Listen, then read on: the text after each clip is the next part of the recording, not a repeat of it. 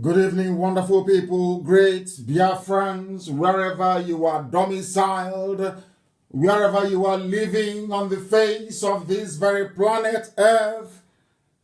I welcome you to an extraordinary session this very day, a very special program of Radio Biafra, live presentation on this very day, the 7th day of June, in the year of the Most High Elohim, 2020.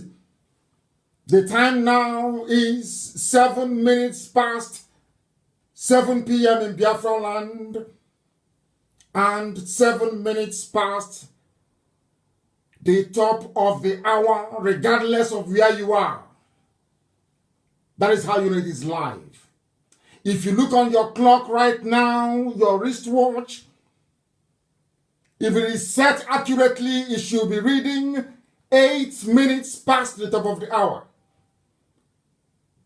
Therefore, if you are to listen to this very broadcast again, and the time doesn't rhyme, you know it is recorded.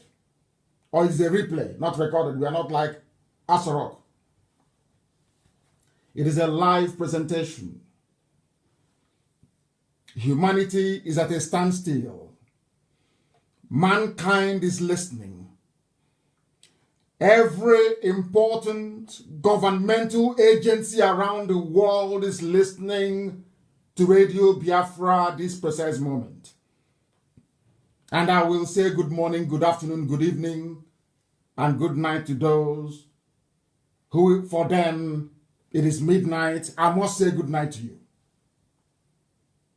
Because regardless of where you are listening to us live and direct. We are simulcasting not just on my Facebook page, Nnamdi Kanu, not the fake ones set up by DSS. But the authentic page that Facebook have refused to blue tick because they are in cahoots with the government of the Zoological Republic of Nigeria to suppress free speech and our God-given right to agitate for our freedom. I welcome each and every one of you. I will ask you to welcome those who are around you. We are on FM in Biafra and also in Lagos. We are on FM in Lagos, 95.1. If you are in Lagos, 95.1, you will listen to us. We are on satellite. We are on apps all over the place. Just go to Google and type, how can I listen to Radio Biafra? Abuja right now is at a standstill. All the places, should I say, where they call the four arms zone, everywhere is quiet. Do you know why? They are listening to Nnamdi Kanu. Right? Call any of them and see if you will get them. You can't get them. They are listening to this gospel because they too want to learn. They too want to be set free. And we are going to set them free this very evening. My name is Nnamdi Kanu. I am the leader of the indigenous people of Biafra all over the world, by none. The very indomitable IPOB, the whole world. Who doesn't know IPOB? If you want to become popular, you must mention IPOB. If you want to become relevant, you must mouth IPOB. If you want to be noticed, you must mention Nnamdi Kanu. If you don't mention IPOB or Nnamdi Kanu or Biafra, you are nobody. That is how formidable we are. That is how immense we are. That is how important we are. And we owe all of that to the mercy and the grace of the Most High. Indivisible, eternal. Ancient of days. That is why we submit ourselves reverently before the throne of the Most High in heaven. Go and ask people to listen, because after tonight, you will be tutored and you'll be lectured. Your lives can no longer be the same. I assure you that the zoo has crumbled, the zoo has fallen. Our enemies will try all they can. They will try to frustrate, they will try to subdue, they will try to malign, they will try to impugn, they will do all they can, as we have recently noticed, to see if they can slow us down, but they cannot. We are unstoppable. They call it arrogance. I call it no, it is confidence, because we know where we're going. They call it pride, and we say to them, no.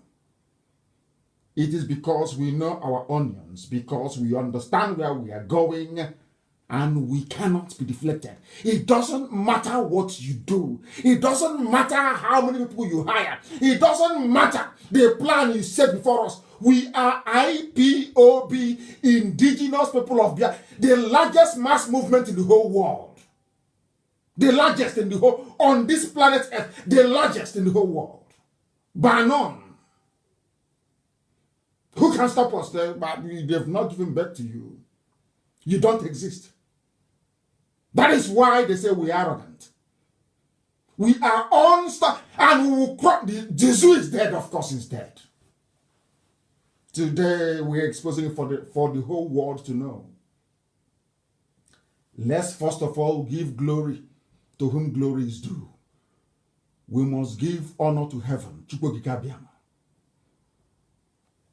because what God has done for us is immeasurable. Immeasurable. I'm telling you, it cannot be quantified. Never. The grace of God is upon us. And that is why we proudly proclaim it every day. Unashamedly. People can be as atheistic as they want to be. People can choose to worship idol. That is their business. People can choose to worship a graven image. That is their business. It's nothing to do with us. As for us, only one God in heaven, indivisible. The same God that Jesus Christ prayed to. The same God that Moses called upon. The same God that every faith, every religion calls upon. That one God is the one we worship. And in heaven, the angels are calling him Chukwukika Biama. I must pray in the language of heaven, because tonight is very special. And I'm sure, and I do hope that you have come prepared. We are live and we are direct, and the whole world is listening. It is not pre-recorded. It hasn't been generated using a deep fake technology. We've exposed all of that. That is why they can no longer speak. I want to call upon heaven. Because as we pray, the angels are right now surrounding the throne of grace of the Most High. Praying and bowing down before God. They say to God, you are holy. Thou art holy. Ndị Moses in a Chineke dị nsọ. Na nsọ ka Jehova dị. O wezi anyị ozi ka anyị wezie ndị dị ndụ. Ọ bụ ozi ọma Chineke nna ka anyị na-ezi anyị wee na-ekwusi ike na-asị onye nwe anyị na Chineke nna nke bi n'igwe. Anyị amaghị ka anyị ga-esi wee jee agha, ma ọ bụ ụzọ dị anya ka anyị ga-esi wee too gị. N'ihi na mmadụ dị ndụ apụghị ịghọta. Nghọta nke mmadụ dị ndụ adịghị omimi wee karịa akụkọ nke gị onwe gị na nke ebere n'ime eluigwe. Anyị wee na-asị na ọ bụ naanị gị bụ Chineke nna nke usu niile nke ndị agha, the God of all the hosts of heaven. Onye nwe m mere anyị ebere. Anyị bụ ihe gị n'elu ụwa. Anyị bụ okike gị nna nke ebere, iji aka gị wee kpụọ obodo Biafra wee dozie ya. Iwe nye ndị mmụọ ozi iwu si ha zie ndị No bụ naanị gị bụ Chineke nna nke igwe bụ onye kwesịrị ntụkwasị obi. Na ọ bụghị mmadụ dị ndụ, ọ bụghị ihe nke aka mmadụ mere, ọ bụghị ihe nwaanyị si n'afọ wee mụpụta.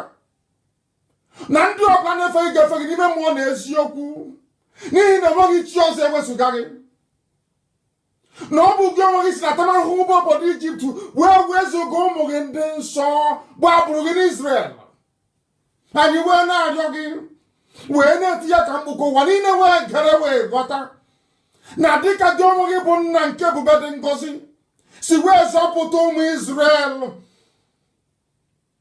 na ọ bụ ekere ha n'Ijipt nna nke igwe, na ọ bụ otu aka ka ị ga-esi wee wezụga Biafra n'aka ọchịchịrị na-ekwensu bụ obodo Zoo Nigeria.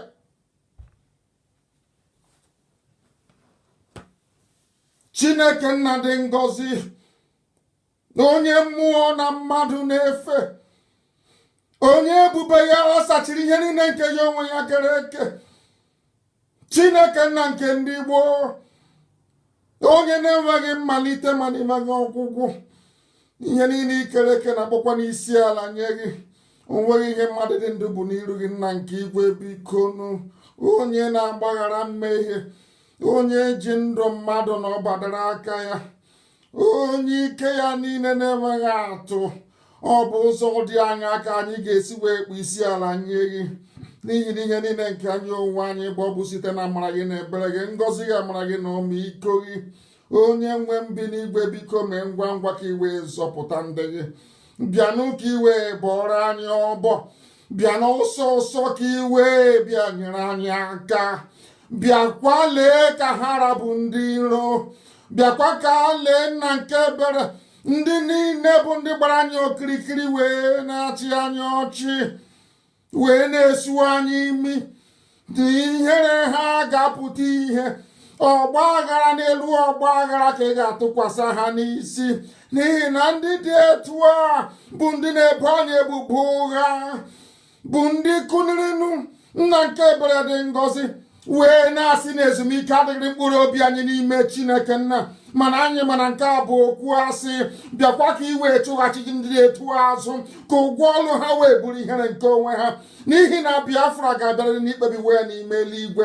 Nna nke ebere dị ngọzi, ka ihere ndị dị etu a wee pụta ihe na obi ụtọ anyị n'ụbọchị nke taa, na anyị onwe anyị bụ ndị nwe ezi ịhụnanya, bụ ndị nwe obi ụtọ na obi aṅụrị n'ime gị. Anyị wee na-asị na anyị ga-ebuli gị elu Chineke nna nke igwe, anyị ga-ebuli gị elu nwanne otu onye, anyị ga-ebuli gị elu Chineke nna nke ụmụ ogbenye, bụ onye na-alụrụ anyị ọgụ, bụ onye na-epụrụ anyị ihu, na-epụrụ anyị n'azụ, onye na anyị n'aka nri na aka ekpe. Chineke nna nke igwe, lenu na anyị bụ ụmụ ogbenye, o nweghị ihe anyị bụ n'iru gị, ma bịa n'ọsịsọ ka i wee zọpụta ndị gị. N'ihi na ọ bụ naanị gị bụ onye enyemaka, ọ bụ naanị gị bụ onye nzọpụta, naanị gị bụ Chineke na onye anyị ji anyị isi. Anyị enweghị ikikere ọbụla, ọ bụ naanị gị ka anyị na-efe wee na-akpa isi ala nye. Biko na-atụfukwala mgbe, bịanụ ka iwe zọpụta Biafra, nye na ụmụ gị amamihe ma nye ha ezi nghọta, na ọ bụkwana mmekọrịta nwanne na nwanne ka anyị na-achọ. Onweghị ndị ọzọ a na-akpagbu nna nke igwe, biko gosi anyị ụzọ gị, ka iru gị wee chaa n'ebe anyị nọ, ka ụwa niile wee gbaa aka ebe gị hụnanya gị, ma mma gị na ebere gị ebe ndị gị nọ, ka ha wee si n'ezie n'ezie na ụmụ Biafra bụ ụmụ Chineke. Ọgwụ chala ihe anyị na-achọ, onweghị ihe ọzọ nna nke igwe, biko nara otuto, nara nsọpụrụ, nara ịja mma, nwanne otu onye, site n'ebighị ebi ma ruo n'ebighị ebi. Ise ise ise. I was in the spirit. I had to get into the spirit that I may be able to see. Ka m wee hụ ihe a na-akụziri m n'ime mmụọ. I speak the very oldest language on the face of the earth, the Igbo language, the language of the ancients, the language of heaven itself. We have come that heaven may bear us witness. And this evening, rather unorthodoxly, there is a way we are going to start. Pay very close attention, because you are about to witness revelation this evening. You must bring your pen and your paper with you. If you do not have it, you are going to miss quite a lot.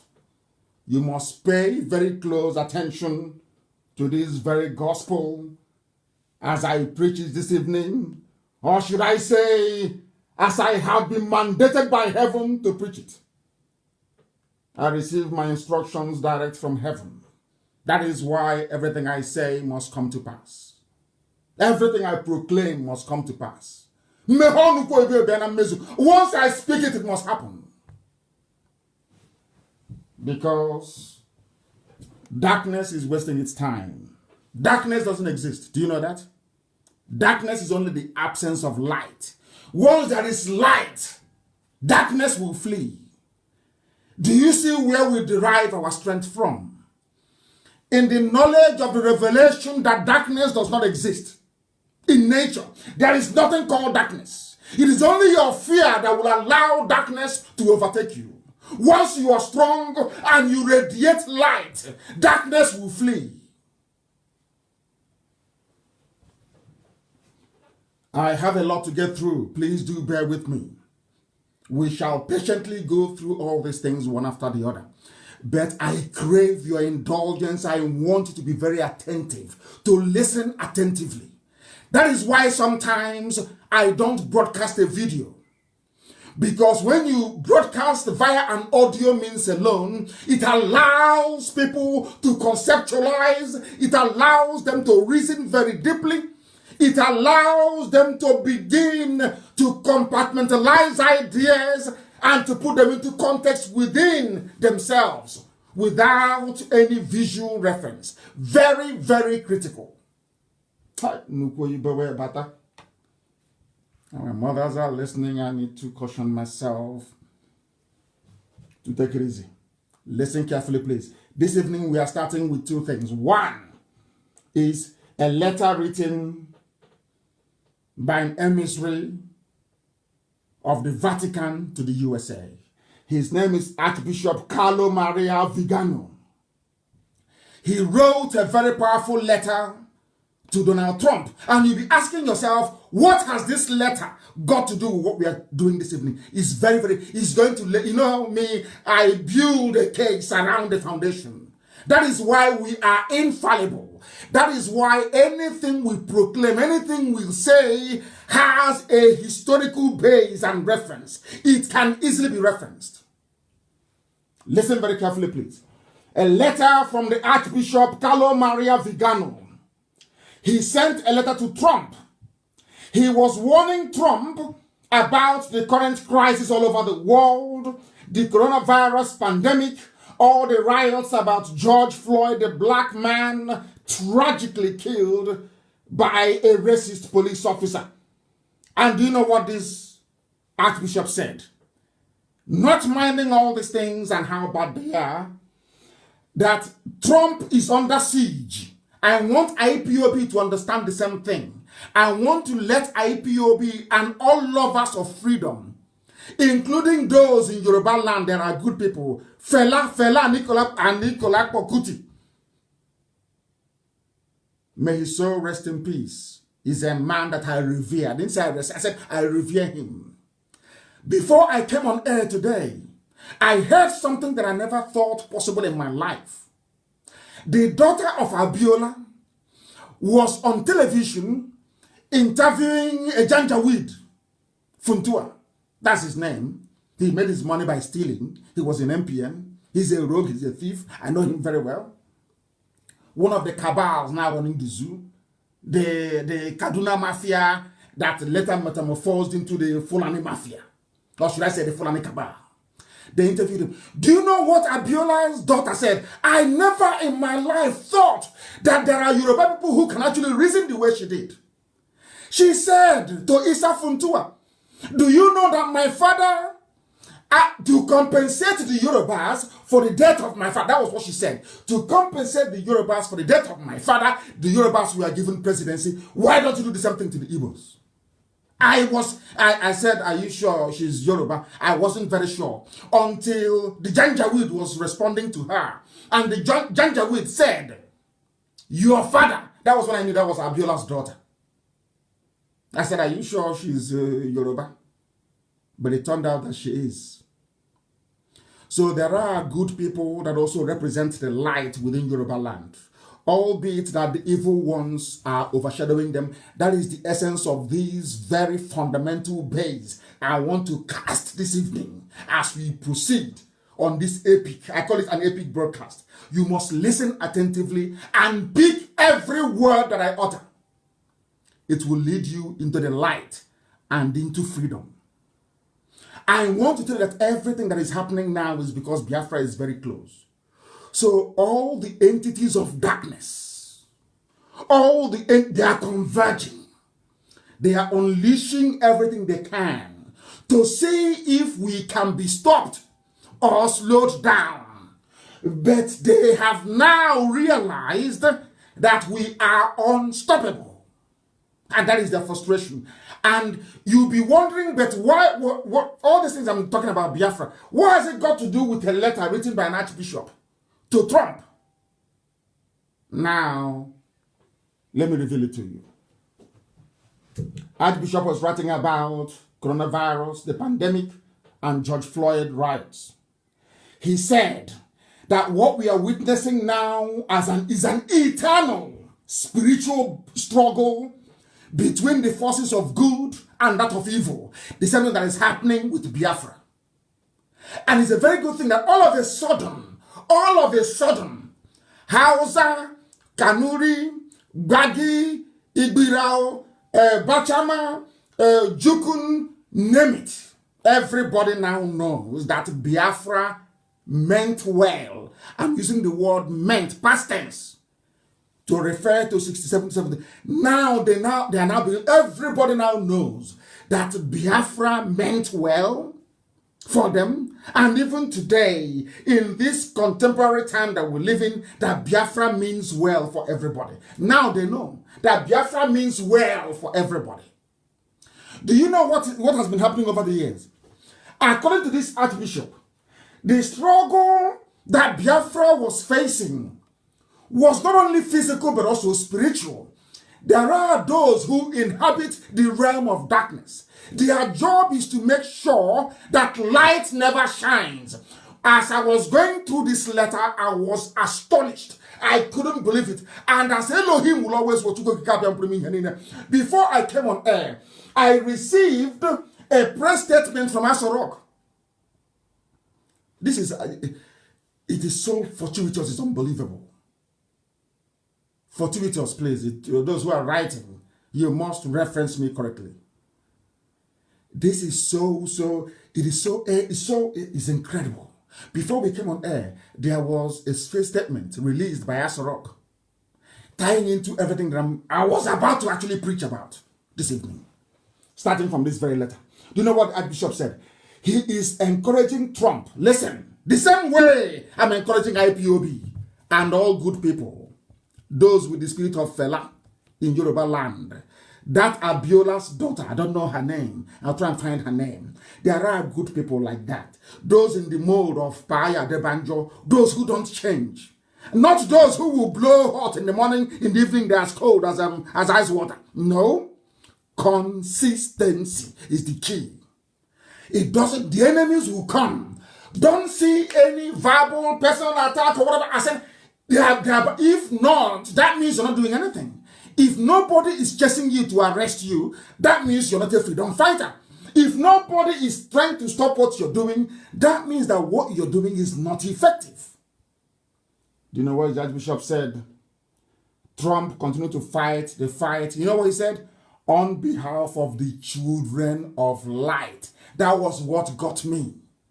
The same thing I have been preaching for nearly 10 years. The children of light. I said to you, wherever you go in the world, wherever you have blessed children of light, darkness will come. The forces of evil will come. And do you know the funniest thing? Darkness and evil are not very strong. All you need to do as light is to summon the courage to produce the necessary energy to be able to bring your light to shine. Once your light shines, evil will flee. Archbishop Carlo Maria Vigano said to Trump, continue your fight on behalf of the children, in quote, children of light. The same thing I've been preaching to you from day one. Now we proceed. But before I do so, I want to also situate this whole Floyd business. Oh, George Floyd. Very sad he died. I want to play what Fela said many years ago about the hypocrisy of the then Nigerian government saying they are fighting apartheid. I want to play it for you very briefly so you can understand that hypocrisy. Anybody who is upright in life can never be a hypocrite. You don't follow the crowd for the sake of it. You must find reason to follow that very crowd. There must be a reason. Do you see why I revere Fela? Consistency, it does not matter. Fela was a crusader. Fela said that evil is evil, good is good. It doesn't matter if that evil is in South Africa, whites against blacks. It doesn't matter where it is. If you cannot condemn what is happening in Nigeria, you cannot condemn what apartheid is doing to blacks in South Africa. I want to play it very briefly for you. We are just weaving, should I say, the fundamentals together of tonight. I said there has never been a program like this before. Heaven gave me a message to preach. There will never be one like this ever again. I'm telling you the truth. Listen attentively.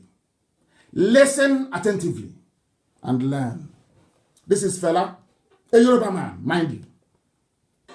You see, South Africa is better than Nigeria. South Africa is better than Nigeria. I know so. I know so. But look, we are saying whites are mistreating black. Whites are mistreating black. That's what Fela is saying many years ago. I want you to, as I'm analyzing this thing for you, think about this man that was killed tragically, George Floyd, and the outpouring of grief all over the world. White people are protesting. Remember many years ago I told you that there is one thing about white people. No, you can accuse them of anything in life, but at least they have conscience. That was why God loved them and gave them the grace. And the America you see today, the Australia you see today, the New Zealand you see today, in other words, the conscience of humanity came from England, came from Britain. As bad as Britain was, still God gave them the grace that through them, the greatest civilization will emerge, which is USA, which for your information is the longest running civilization in the history of mankind. Everyone collapsed. This very one now being spearheaded by USA is the longest running course of human civilization since history began.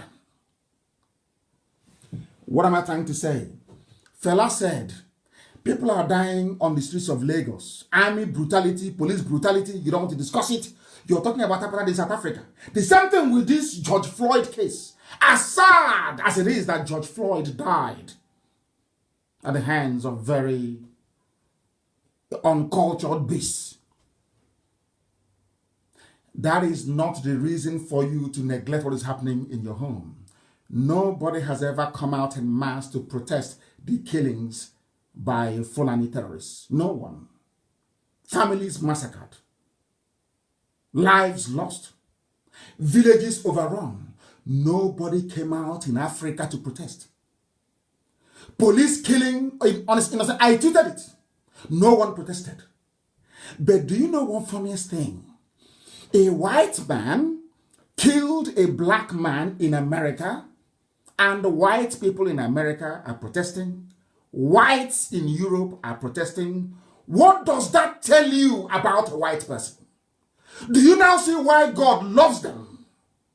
Do you now see why God gave them the common sense, the understanding to go to the moon, to build aircrafts, to build rockets, to have uninterrupted power supply, to have good roads? I need Africans to understand this. And I want Nigerians to understand this. That how good you are on the inside corresponds to the blessing you will get from God. I know some people will say, oh, but how about China? They are not very good people, they're very wicked. Yes, they are very wicked. We know that for sure. But everything that everybody else became came from United States of America. And before that, from Britain. Why do you think that Britain was the first industrialized nation in the world? Although Britain was involved in slavery, I saw the statue of the slave trader destroyed in Bristol. The man was involved in slavery. Today, they destroyed his statue in Bristol. Whites destroyed his statue. But in Nigeria, you have somebody that still named the stadium in Kanu after Abacha, despite his brutality. That is the difference between white people and the black people, and that is what this my man is saying, fella. Do you see why I love people who are consistent? Do you see why I love fella as a man? Let's listen. South Africa. Okay, that is bad. Listen. That is racism. They have a reason. Racism is bad. Then blacks are mistreating blacks in Nigeria. What's the reason? That's worse. Police beat people on the streets like dogs. They do. They don't. I mean, in South Africa, I mean, they do it, but they know they face public. Listen, police beat and kill people on the streets of Nigeria every blessed day. And as a matter of fact, in all over Africa, all the African cities, people are dying at the hands of black police officers, black army officers. Even then in South Africa, as apartheid was raging, whites against blacks, there were white people that campaigned vigorously against apartheid. But you are in Nigeria, where IPOB did nothing to you. All they are doing is to bring freedom for everybody, arguing and agitating for freedom, which on its own is not a crime.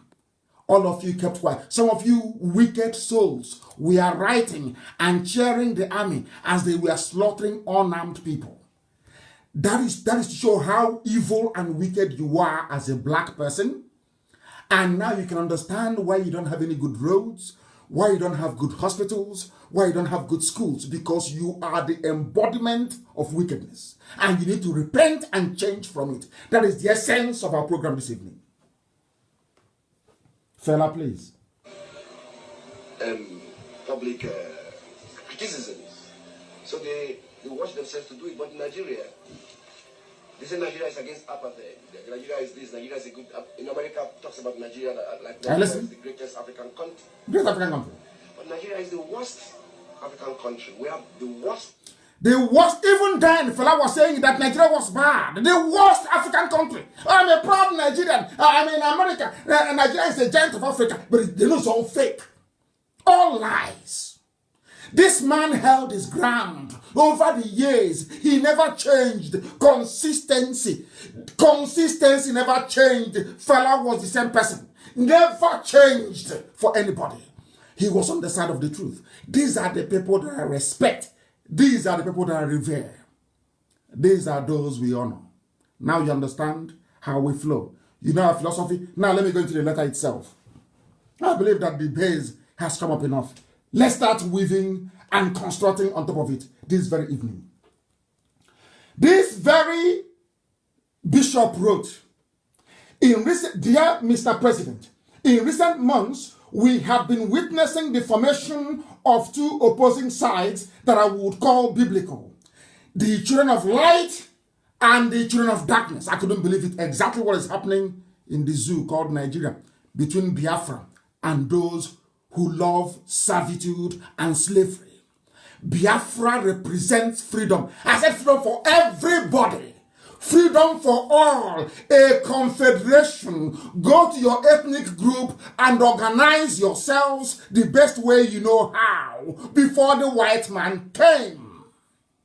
Use the resources in your land to develop to your fullest potential. Now, do you understand it?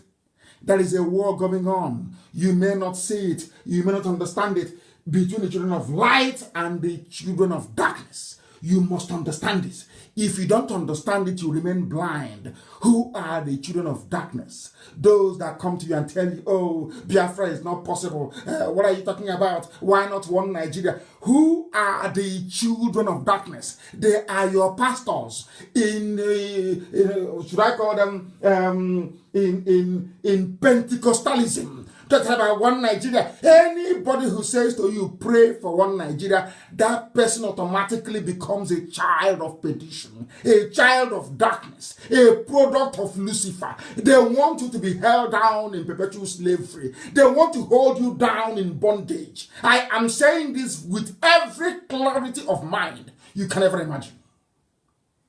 It is here. Eziokwu Chineke.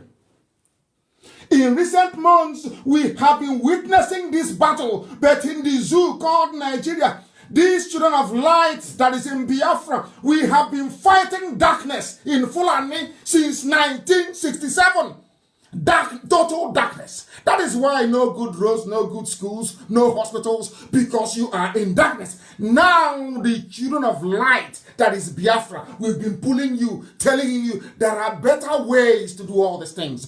Go back to your house, go back to your villages, build it, make it look great. And the forces of darkness have been prevailing until we came, or should I say, until Chukwokika Abiyama determined that we should come. Listen, the children of light constitute the most conspicuous part of humanity. We are the greatest. The bishop is saying that we are greater in number than the forces of darkness. And ask me how, and I'll even prove it with the case of the zoo called Nigeria. How many are the Fulanis oppressing all of you? They are not up to 30 million. All the Fulani are not up to 30 million. Do you know what the bishop said? The bishop said, listen very carefully. He's the archbishop actually, please. He said, do you know what is very funny? That in nature itself, that the children of light outnumber the children of darkness. That darkness in them is in the minority. Do you know if you go to your house now, or those of you listening, go and switch on the light bulb. It's dark in Biafra land. Go and switch off the light bulb. What will happen? Darkness from nowhere will come. Isn't it? From darkness, you see darkness immediately. Switch on the light again, there will be no darkness. And as long as that light is on, listen carefully, as long as that light is on, darkness can never come. Darkness only exists when there is an absence of light. As long as your light bulb is on in your room, darkness can never come. Forever and ever. That is how God made this world. That's how it is. We outnumber them. We have more resilience than them. But for you to switch on that light, for that bulb to be on, it requires energy. Maybe the dam needs to be running. Maybe the gen needs to be running. Maybe you need to put petrol in it. That is what we are putting in every day. That is the effort we make every day. In other words, for you to allow the light to continue shining, you cannot afford to be lazy. But funniest thing is, darkness is very lazy.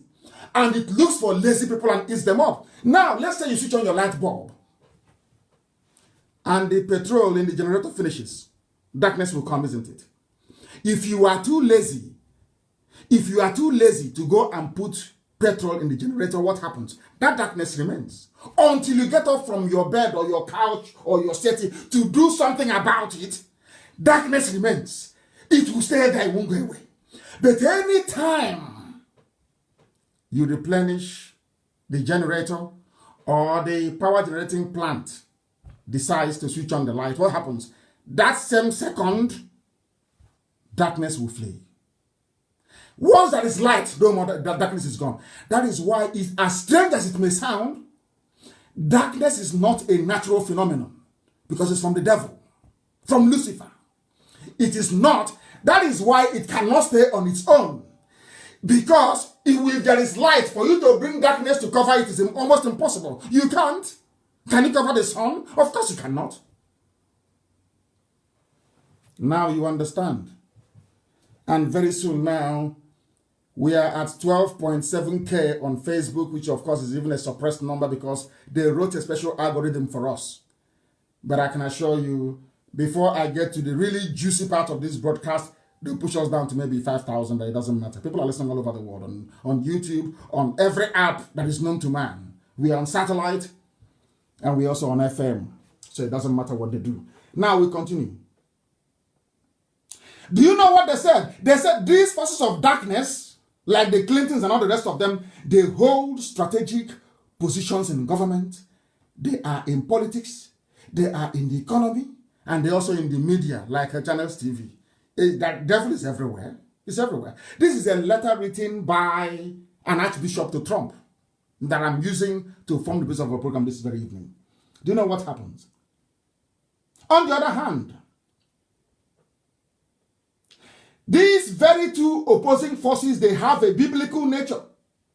They follow the clear separation between the offspring of a woman and the offspring of the serpent. Agwo, snake.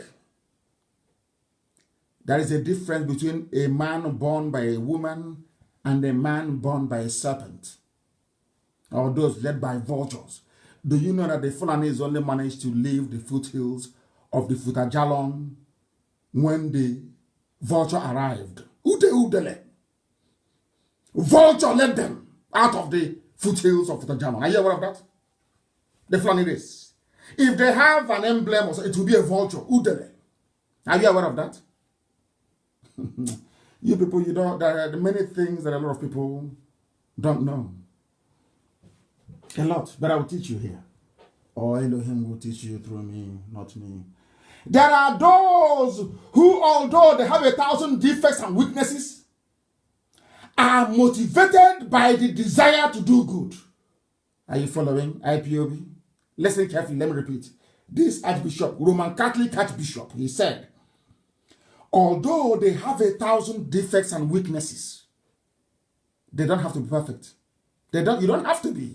You don't have to be. As long as you are motivated, your driving force every day, that light in you shining is motivated by a desire to do good, to love one another, to be honest, which is what we are doing here, to raise a family, which is what all of us are doing, to engage in work, honest work, to give prosperity to their homeland. Those in Lagos, are you listening? And to help those who cannot help themselves, the needy, and obedience to the Lord of God. Hey, are you listening? Are you listening?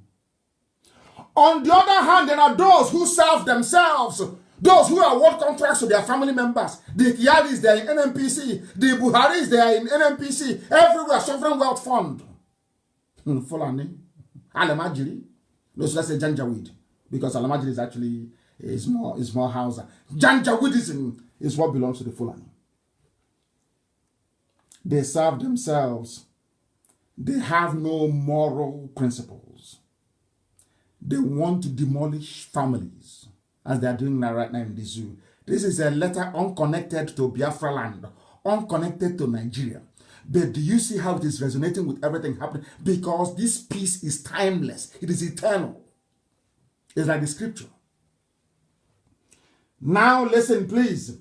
These are the people that serve themselves. You know what they do? They ferment internal divisions. Now, I need to... I don't know if Roman Catholic Archbishop, if they drink tombo. I need to buy him palm wine. This man that wrote this. You know the same thing that the Fulanis are doing, divide and rule. They come to us and they divide you. They give you some money, some of you maybe to buy a phone, to buy a laptop, to come and divide the IPOB family, to make the world feel that the struggle for Biafra is multifaceted and beset with problems when that is not the case. All of this nonsense that you do. Some idiots speaking from here and there, from both sides of the mouth when they are hungry, yapping as usual, mouthing their rubbish, thinking their fellow Janjaweed will come and save them when the time comes. And of course, we know it's not possible. Giving you the impression that there is internal division. Fulani, they ferment wars. and they accumulate power and money. Their war chest is $22 billion. Issa Funtua knows this. He knows this very well. And to them, the fallacious illusion of temporal well-being, just to eat and own houses in Dubai, is what they crave for all their lives. That's all they do. As Lugard said many years ago about the Fulani, that they are carefree, they just want to have fun, borrow and have fun. What Lugard wrote this in the last century, earliest part of the last century. Can you believe it? After over 100 years, the same thing that a white man saw and wrote about the Fulani is what they're doing. Accumulate money, wealth. They want power by all means. Oh, no rotation, no Igbo man can be president. It's our turn in the north. That's all they know what to do. Exactly as this man said. That was how this archbishop described the children of darkness, not me. An archbishop, a Roman Catholic archbishop. This was how he described the children of darkness. And I brought it home to Biafra land and to the zoo. And who are the people that want power at all costs? They accumulate money. They also divide people, as they're doing now. I saw a piece before I came on air. Some idiot from Ibibio saying, Ibibio have nothing in common with Igbo. And nobody told him about Okonko. And but he's an intellectual, you know. Mind you, those are the fools they raise in the zoo. They say insult people a lot. I should stop insulting them. If you are like Fela, or as I read today, Abiola's daughter, I will respect you, and I will revere you, I will honor you, I will praise you. But if you're like that man that they paid some money in Abuja to write rubbish and try to rewrite history, he doesn't know, the man writing about Ibibio, claiming he's an Ibibio man, does not know the meaning of the word Ibibio. He has no idea. He doesn't know who Aliyu Ekine is. He doesn't know.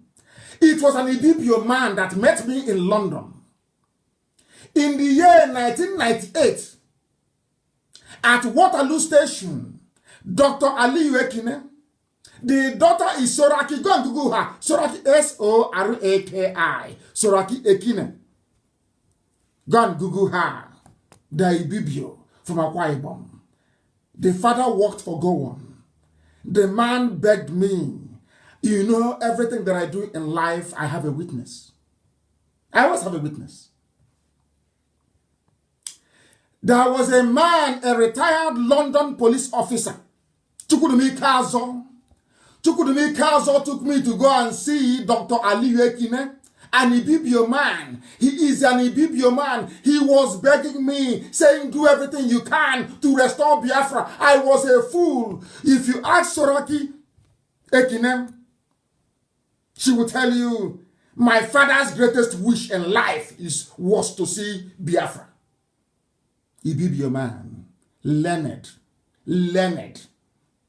You have one fool in Abuja. They gave him money. Said, oh, there is nothing, they haven't.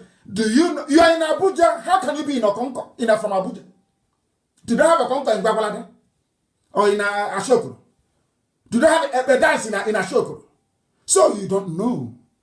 You were born outside. That was why I said everybody must go back to where they come from to develop it.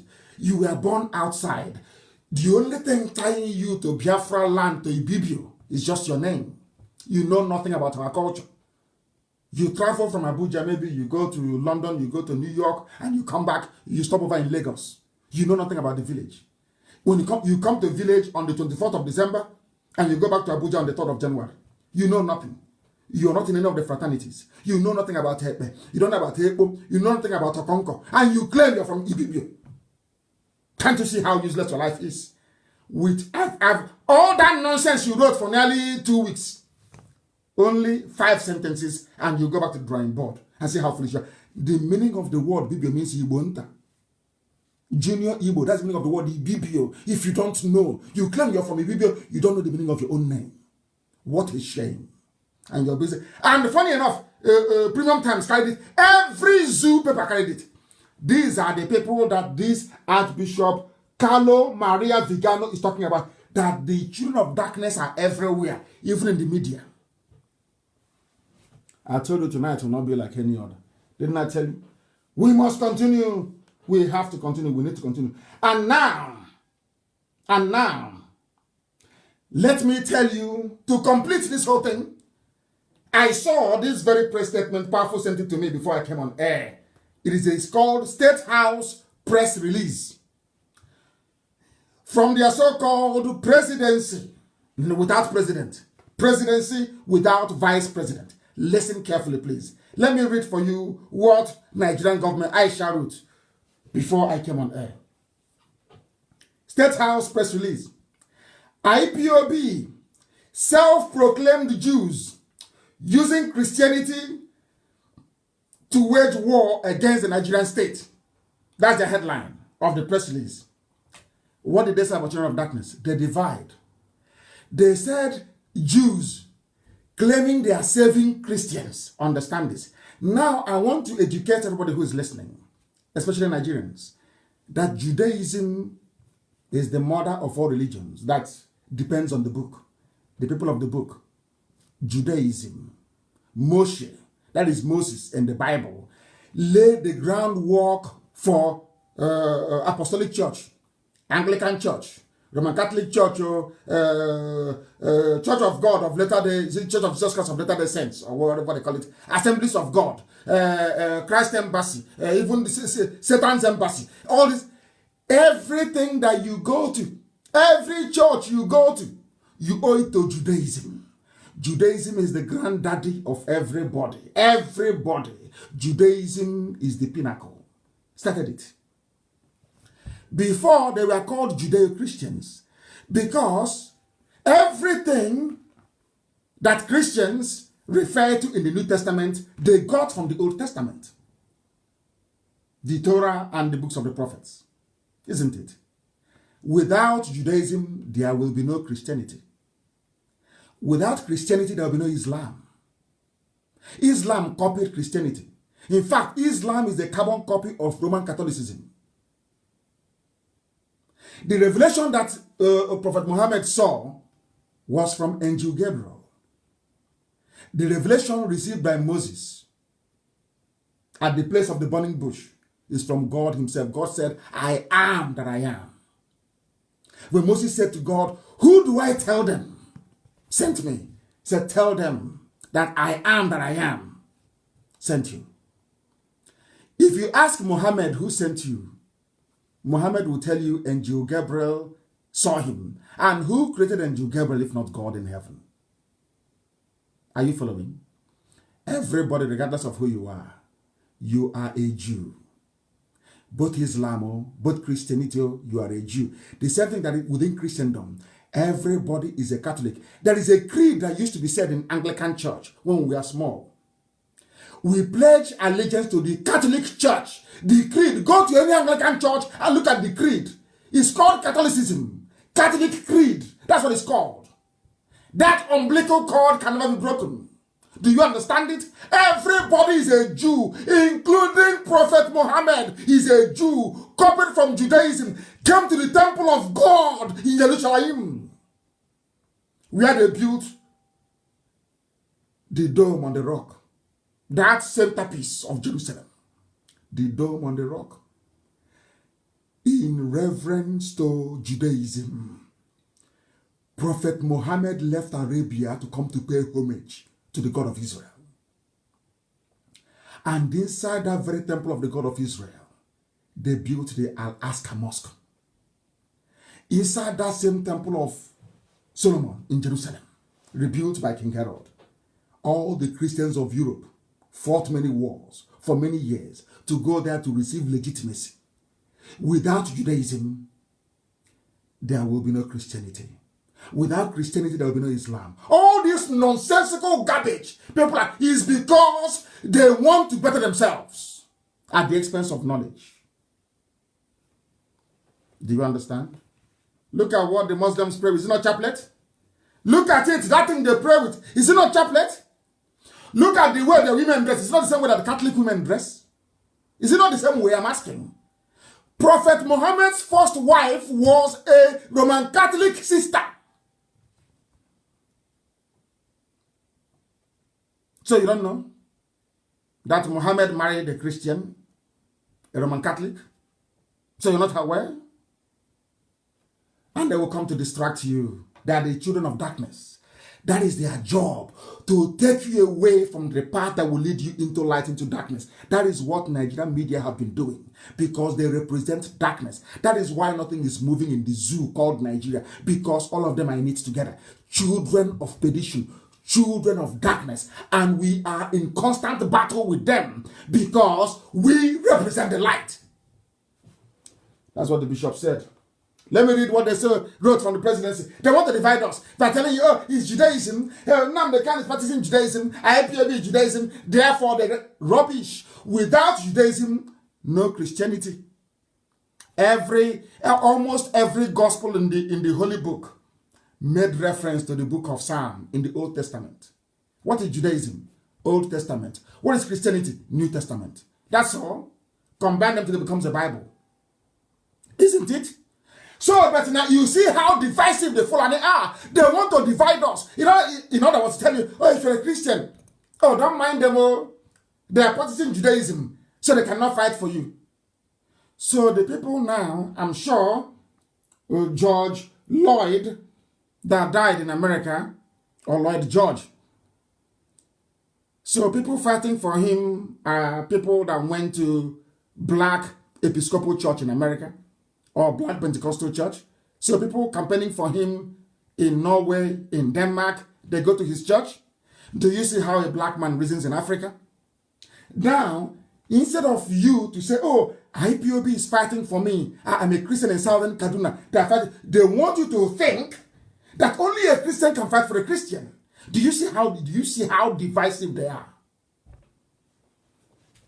I will continue.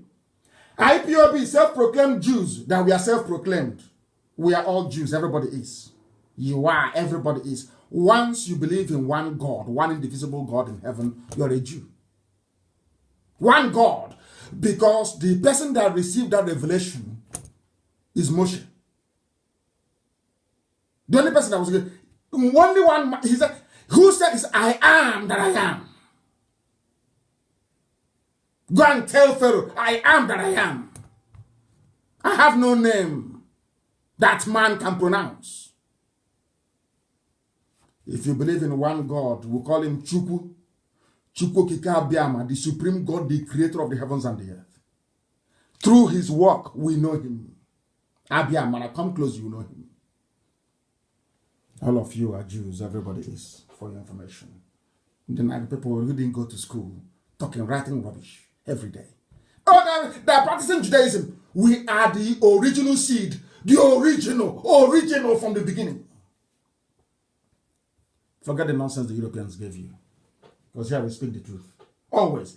If Judaism is not number one, why did Europeans fight for 100 years to get into Jerusalem? If Judaism is not number one, why is it that Muslims say they will die rather than give up a place that is not their own? No? They have two mosques on the Temple Mount, on the Temple of Solomon. They are claiming something. So if Judaism is not important, why are Muslims willing to cause a third world war because of it? Simple question. If Judaism is not important, why did you have the Knights Templars in Europe for nearly 700 years? Because Judaism is number one. Number one, original, number one. That our ancestors used to worship. Number one. If you don't know, let me tell you. This is the press statement from the presidency. The presidency wishes to draw the attention of all citizens and the international community to a most misleading campaign spearheaded by the so-called indigenous people of Biafra, using false allegations of persecution of Christians against the Nigerian state. Are you listening? They did not mention Upper Niger Congress. They didn't mention any other group. Nobody. Only IPOB.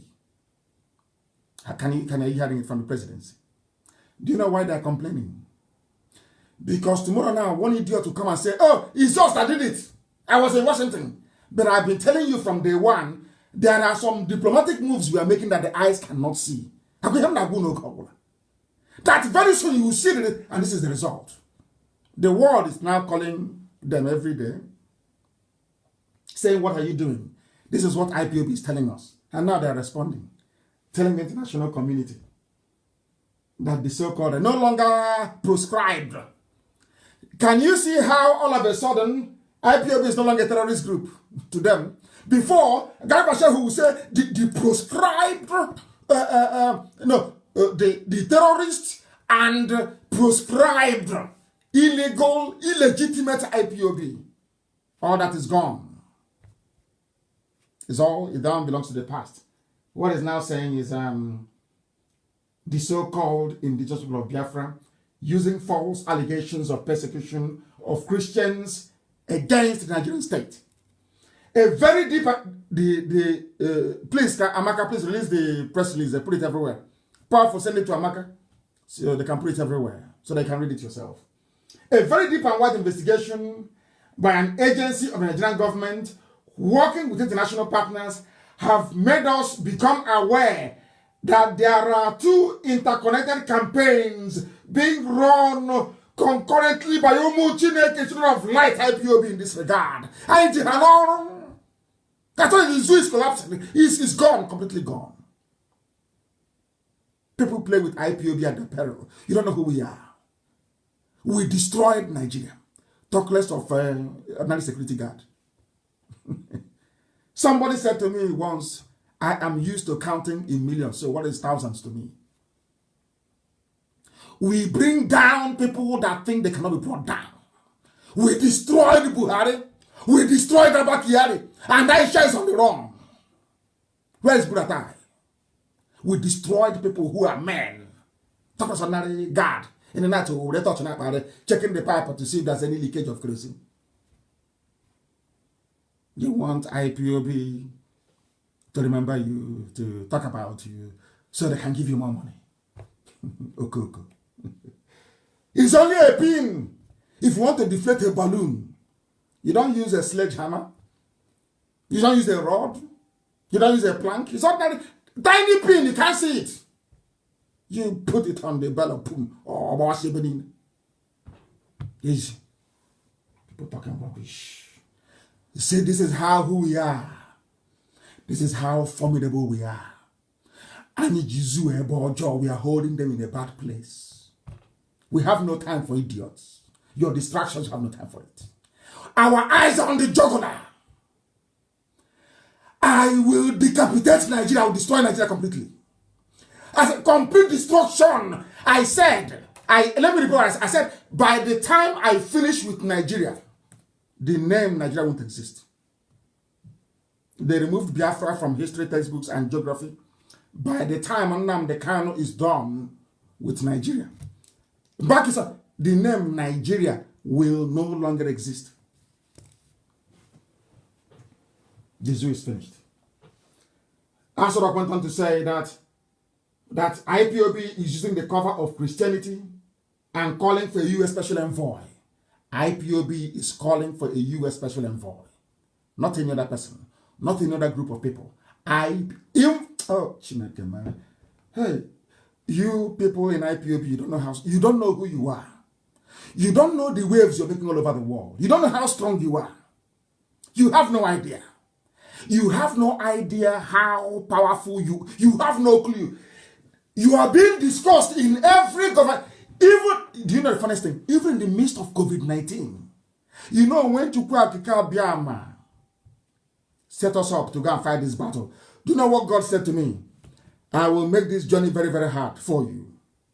And those that I will bring. He didn't say your followers. I don't have followers. Elohim said to me, Chukwuka said, those I will bring, I will make it very difficult for you people. You are fighting this battle when people have lost faith and belief that honest men can come up. But I'm going to send you. Anything I ask you to do is what you're going to do. and I will keep you safe from your enemies. Are you following? Are you seeing what they're saying? It is IPOB. Even in the midst of pandemic in the whole world, everything is COVID-19, COVID-19. Do you know that even in the midst of global pandemic, governments of the world still find time to discuss IPOB with Nigeria and the killing of Christians? According to Asorok, not anybody, according to Asorok, they said that their partners have told them that they are under siege because of IPOB. Everybody, if you're in Southern Kaduna, if you're a Christian in Sokoto, if you're a Christian in Bauchi, a Christian in Meduguri, a Christian in Taraba, a Christian everywhere across the zoo, according to Asorok, it is IPOB that is fighting for you. That's the meaning of this press statement. It's no longer in dispute. Those in Upper Imo River, Lower Imo River, middle of Benue River, Mokoko. Can you see it? From Asorok. That is why they are jealous. But who won't be jealous of them? Why won't you be jealous? If you're in a movement as successful as IPOB, the largest movement in the whole world, why won't people be jealous of you? Why won't people be jealous? I'm asking you. So it should be something to be proud of. When people talk rubbish, you should carry yourself with pride and honor. Because you're making, even in the midst of a global pandemic, that's to show you how potent we are stronger than COVID-19. Because in the midst of COVID-19, they are discussing IPOB, how IPOB is fighting to save Christians in Nigeria. Can you believe that? Can you believe that? Formidable. Exceptional. You don't know you don't know who we are. But at least now Asorok there. I told them before, you are playing with us. You don't know who we are. But now they know. Now they know. The IPOB leadership that proclaims itself as Jewish, a position not shared by the generality of members. We don't have members. We only use the word member sometimes to make people who are not well educated to understand what we're saying. We are a nation. We represent the nation. We are the indigenous people of Biafra. We are not a group. There are indigenous British people like the Celts. They are not a group. The Celtic race across the British Isles, which is Welsh people, people from Cornwall, the Scottish people, and the Irish. The English they came from Denmark, and they came from Germany. England, you see today, is a mongrel race. They come from the Isles of Denmark, and some of them came from Saxon, from Lower Saxony in Germany. They are not original British people. The only original British people are the Celts, the Celtic people. And they have their language till tomorrow morning. Now you understand, don't you? Hey, Eligwe, heaven is bearing me witness, not man. Man, what we are saying is beyond the knowledge of people schooled in a very decrepit, very dilapidated system of education in the zoo. You can't comprehend what we're doing. Anybody, you can't. I'm telling you the truth, you cannot. You cannot. They say, but I have now proven to Aisha, who is the current Madam President of Nigeria, including yourself, Aisha, you're a Jew. If you're not a Jew, there is nothing that the Dome on the Rock will be doing inside the Temple of Solomon. Muhammad wouldn't have gone there. The prophet could not have gone to Jerusalem. Now you understand. Everybody is a Jew. Everybody. And because the Jews are the children of light, that is why darkness will always hate them. If you hate a Jewish person, that means you belong to darkness. Because they are the light. In the whole world. The best scientists of the world, everywhere is Jewish. For your information. Something very proud of. Very proud indeed.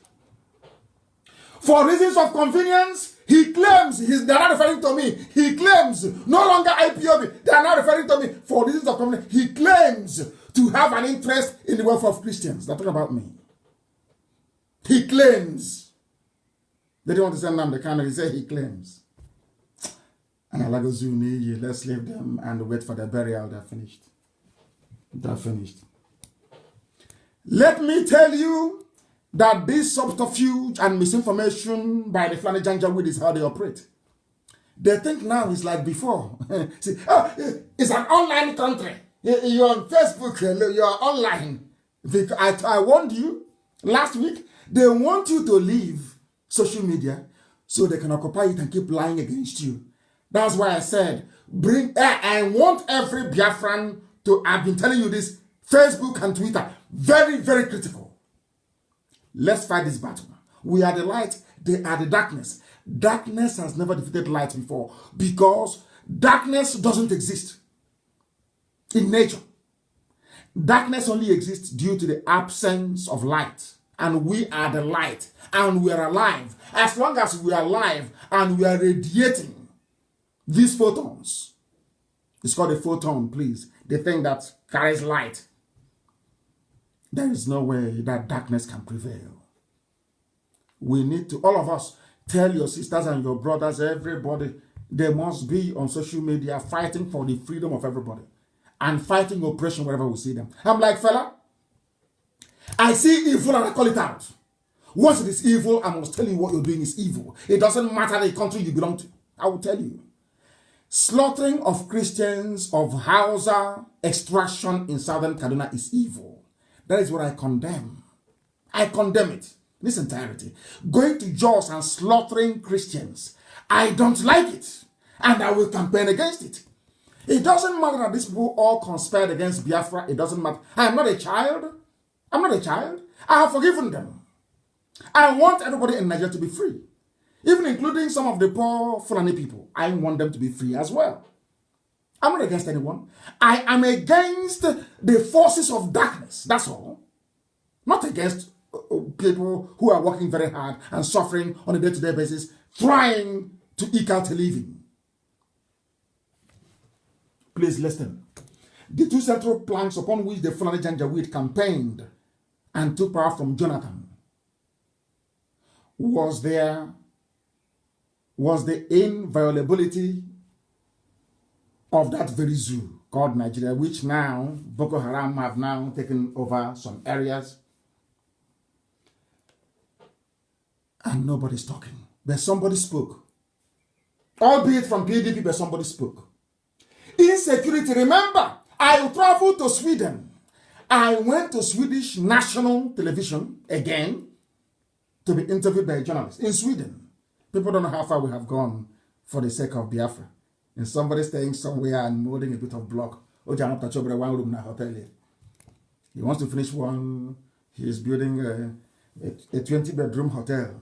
He's busy in the price of cement and the trip. Calling the man supplying sand. As they're doing that, I was busy in Sweden. In Sweden. Lobbying the Swedish government. And going on the national television to go and speak about Biafra. Do you know what was told? What the journalist told me in Sweden? This was in 2015. He said, no, we don't want Jonathan there. He doesn't. Then I didn't know that Obama was the one behind all this game. Obama wanted a Muslim in charge. They needed to renew their oil contract. They were not sure that Jonathan would give it to them. So they needed something.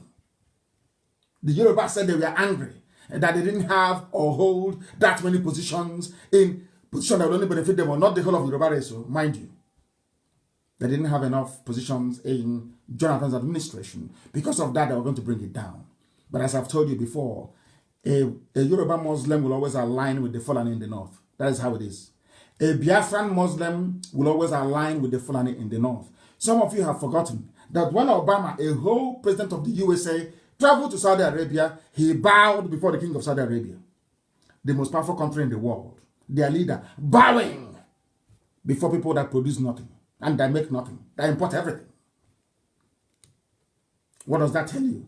Their religion is more important to them than common sense and decency. That is why any Biafran who is a Muslim will always serve the caliphate. Do you know why?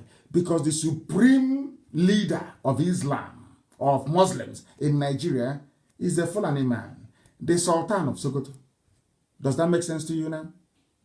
Does that make sense to those of you who can't quite reason properly? Does that make sense to you? Now let me read this thing for you. They use insecurity as their landmark. That is how they are going to win. Everywhere. Insecurity. Voting the general. Voting Buhari. He's the hard man. He's the general. As the Swedish white man told me, we need a general who is there who can do something. The general went in. The general saw. The general died. They have continued to rule in the name of the general till this very day. And insecurity got worse. Way worse. Can you imagine Jonathan being in power? And all this banditry, all this killing of Christians, all these massacres everywhere. By now, they would have gone that sort of to go and burn Jonathan alive. But then the funniest thing, the man who promised he was going to solve all these problems, he's dead in Saudi Arabia in a shallow grave. The person that they used to replace him is also dead. Now the man's wife is the one who is in charge. And all of you know all of these things. That's why they can never show his legs. That is why he will always wear a shoe to enter into a mosque. Because no matter what you can do to the face, in terms of deep fake videos and using rubber mask, you cannot wear a rubber mask now on your feet. It's no longer possible. So that is why they can never show his legs. Because his legs are as fresh as that of a 45-year-old. That is the truth. That you can never see. Even the picture they released today, claiming is Aisha Buhari's sister. This Buhari who can no longer speak. They cut off the legs. Go look at the pictures, is there. They cut his legs off. They don't want you to see how fresh he's looking. Because they think you are all fools. But we know we are not. They campaigned on insecurity. That Jonathan wasn't good enough. Let's bring in this hard man. Yoruba newspapers campaigned. Yoruba media. I keep telling you, oh my God. I wish people can open their eyes and see. With the exception of this Abiola's daughter that I saw today. Go and see what is going on. Now, Southern Kaduna, Isanlu, Yagba is the government area of Kogi State. Armed robbers, oh my goodness, insecurity everywhere. Everywhere is on fire. Alamajiri is coming down. Every Janjaweed in the Sahel, every child of Lucifer, born under the banner of Islam and the Fulani Janjaweedism is heading down into the zoo, to the extent that Ganduje said they should close the borders in the north. And I'm asking people from the south of Nigeria.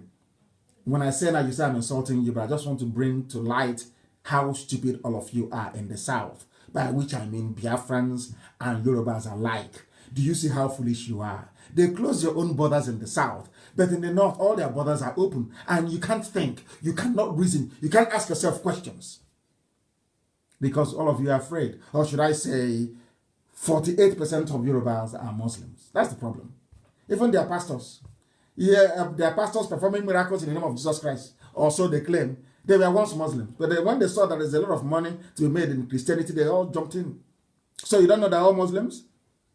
And they're not criminals. So it's those of us fighting for freedom for everybody. As today has been confirmed by the international community that IPOB, led by Nnamdi Kanu, is fighting for Christians, fighting against the persecution of the innocent in Nigeria is here. Your daddy GO hasn't done it. He owns an aircraft. From the money you paid him to pay tithe, to plant, to water it. They are not scammers, but we are. Do you see how a black man reasons? You see, that is, sometimes I wonder. And I say to myself, but God cannot make people that stupid. It's not possible. But unfortunately, in Africa, it is. Somebody who spent his money came out fighting to free you, to give you information to make you free, which has now been acknowledged by the whole world by virtue of this very press release, is a scammer. But the person that doesn't do anything for you, all he does is he opens the Bible, tells you, let's read today the Gospel of Matthew. He goes to and Jesus Christ went up the hill, and he prayed, and he fed the multitude. Praise God. You say hallelujah. He said, now it's time for tithes, and you pay. He is not a scammer. Do you see how Africans reason? Do This is how Africans reason. Oh, dear me. Now everywhere is raging. Governors are crying, they are complaining. Our mothers made a video. I've sent it to 1 or 2 or 3 or 4 governors for them to see what our mothers are lamenting. The state of hopelessness in our land, insecurity everywhere. And people also come back to these people they are calling scammers to ask them, please do something. We are fighting and you can see the result. And we are doing something and very soon you will also see the result. That is how good we are at what we do. Very, very formidable. Exceptionally formidable. Unstoppable. We are IPOB. I said we are unstoppable. Nobody can. Not today, not tomorrow, not forever. That's how strong we are. That is how formidable we are. Our daddy, what has daddy done for you? Did your daddy give you any palliative? Are they fighting for your freedom? The same way that Archbishop Desmond Tutu did. The same way that the Roman Catholic Archbishop of Owerri is now doing. I don't know what it is about Catholicism and freedom. Anthony Obinna. All these there. Hey, open our churches so we want the churches to open. If you don't open the church, you're antichrist. They want their money. But they're not scammers. So no, hi. They're not the GO. The person in IPOB fighting for your freedom. Do you see how foolish you are as a black person? The person fighting for your freedom is a scammer. But the person that contributes nothing to your life, absolute zilch, zero to your life, taking your tithe, planting of seed, sowing of seed, the weeding of the seed, all these stages you pay. He is not a scammer. He has a private jet with your money. He's not a scammer. Do you see how foolish you are? These black people in this. When I say this, I mean, I'm not insulting you. I just want to bring to your attention how daft you are so that you may change. That's all. I'm not saying it to condemn you. I'm saying it so you can go back, look yourself in the mirror, realize how slightly stupid you are, and then change your ways. And know that it is only IPOB that can lead you into the light. And that light is freedom. That is what we represent. And that's what we preach. Every blessed day. There is insecurity everywhere. Insecurity everywhere. All they do is to steal, lie to you. Oh, Tinubu 2099, Tinubu 5092, all that rubbish. But they will not tell you that Tinubu is the one collecting the toll gate money at Aja Lekki Road.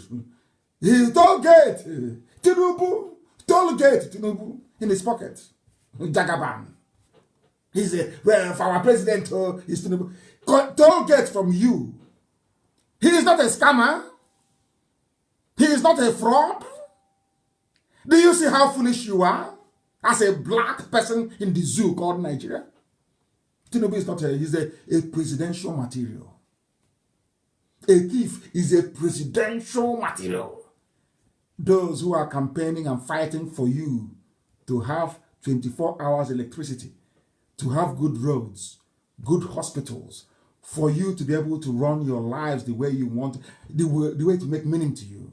No, they are fraudsters, but the one building toll gates, the one asking you to come to his university that you paid for out of your tithe money and offering money that you then have to pay for to go to, they are saints.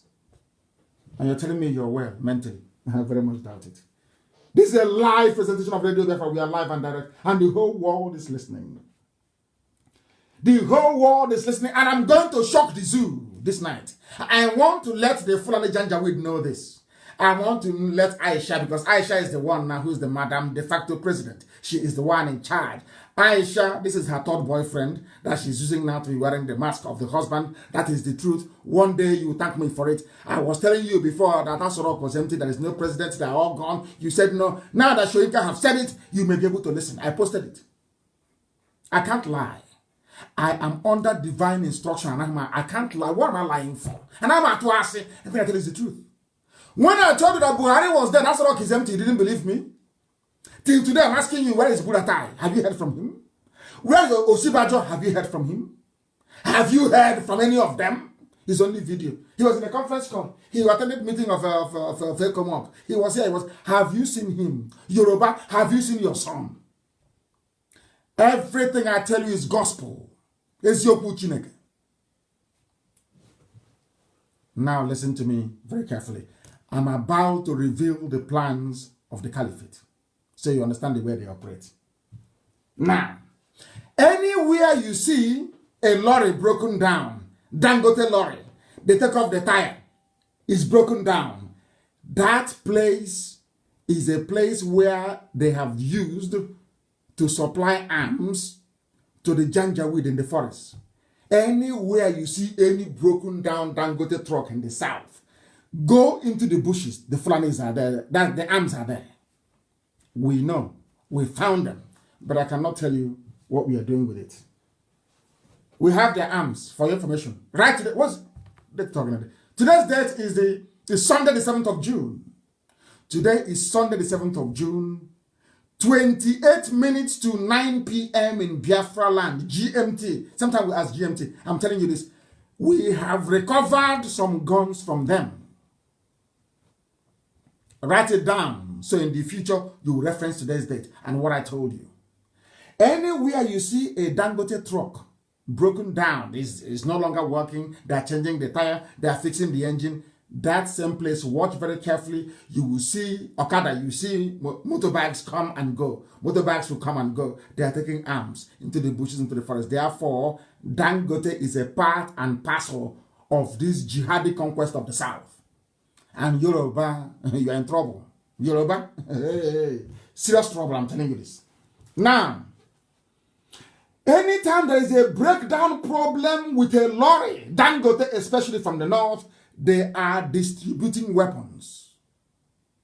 Distributing weapons. Anywhere you see a helicopter hovering like the one we had in Ebonyi a few days ago, they are arrested because we've driven them away. So they are stalking them. The Nigerian army is involved in arming dangerous terrorists and bandits to kill you. Therefore, in fact, China has sent those pictures to Amaka to post everywhere for the world to see. I want it posted because I want everybody who is from Ebonyi, every Biafran from Ebonyi state, serving in the Nigerian army.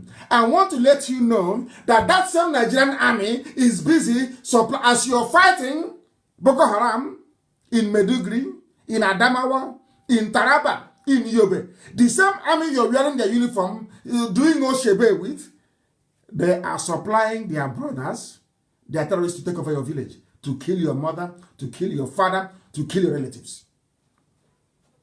I want those pictures to be distributed. Now that the world, the places where I posted, we drove them out. They waited for some days.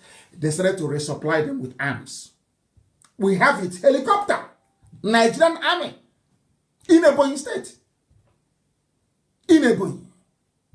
And there are people from Ebonyi state serving. I don't is the warped reasoning of a black man. I don't know how you can be serving in an army that is busy trying to take over your own village and kill your people. Anywhere you hear helicopter hovering near a forest, they are supplying their people there.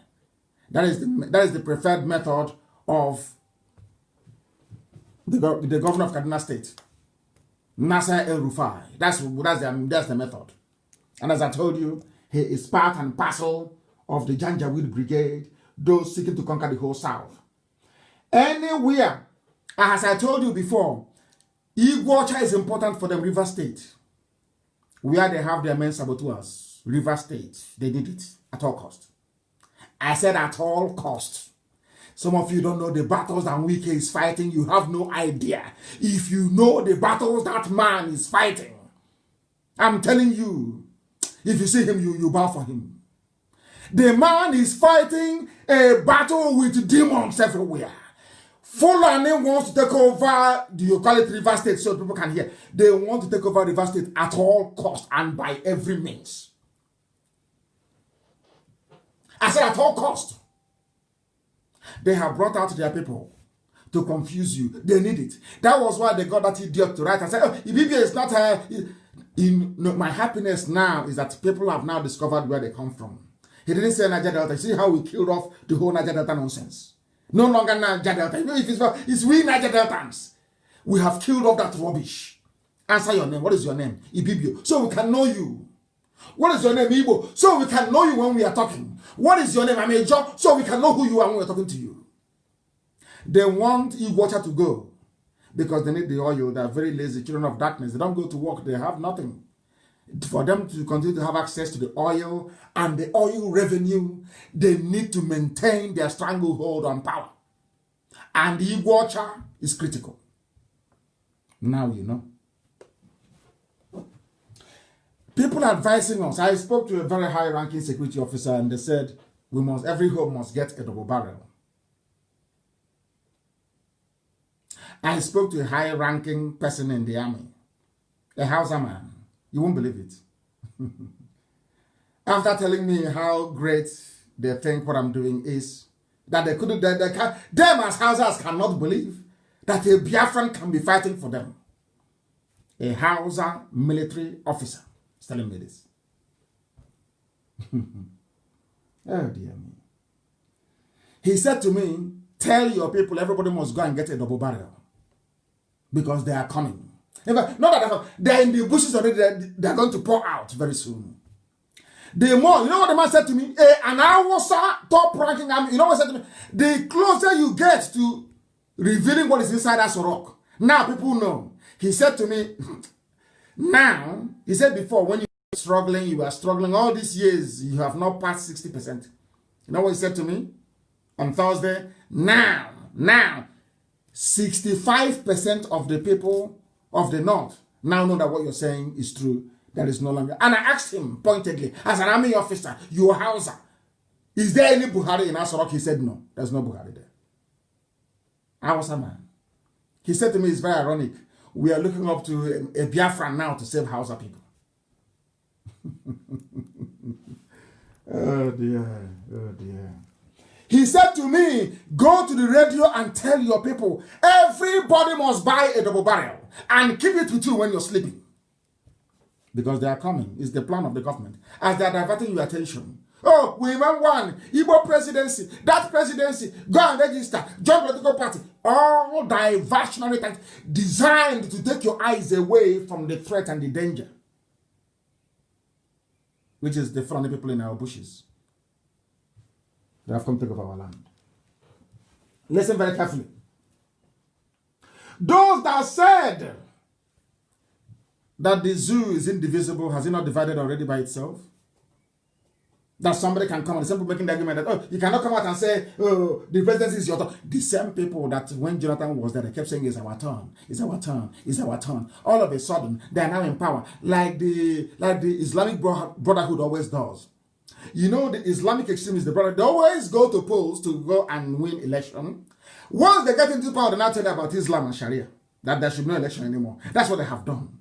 They were clamoring every day. It's our turn. We are robbed with Yaradua. You must give us our mandate back. Let's complete our turn. From completing their term, all of a sudden, they are now saying that all this rotational presidency, is it presidential limited? They are trying to be clever. Fulani think they are smart. It is only Yoruba cowardice that is making Fulani feel they have power. I'm saying it live so the world can hear. I don't hate anybody. I tell you the truth. The only thing giving Fulani courage to be killing people, to be doing what they're doing, is the cowardice of the Yoruba race. And their unfounded and stupid hatred of an Igbo man. Those two things. If Yoruba can go back tonight and remove those two things from their mind, before God and man, I'm telling you, by this time next week, there will be no more Nigeria, everybody will be free. Yoruba should stop being afraid of the Fulani. You must stop being afraid of them. They are like darkness. Switch on the light and they flee. As we have done. Now, how many Fulefus do you get from Biafra land now? We have chased them so much. Only the hardened ones, those they pay direct, are the ones now talking. Everybody Fulefu is asleep. Only the ones that are paying direct are the ones. But very soon, they will all go to sleep as well. Mark the date. The time. I don't make videos. There's no need for it. Very soon, they too will stop talking and they will know. We brought down the zoo. Talk less of riffraffs that we feed. Oh dear. We shall see. Shall see. Today now, the whole world knows. Not just that IPOB is fighting for Christians everywhere. You can hear it from Asrock. IPOB is fighting for Christians. And IPOB, they are Jews. They are fighting for Christians.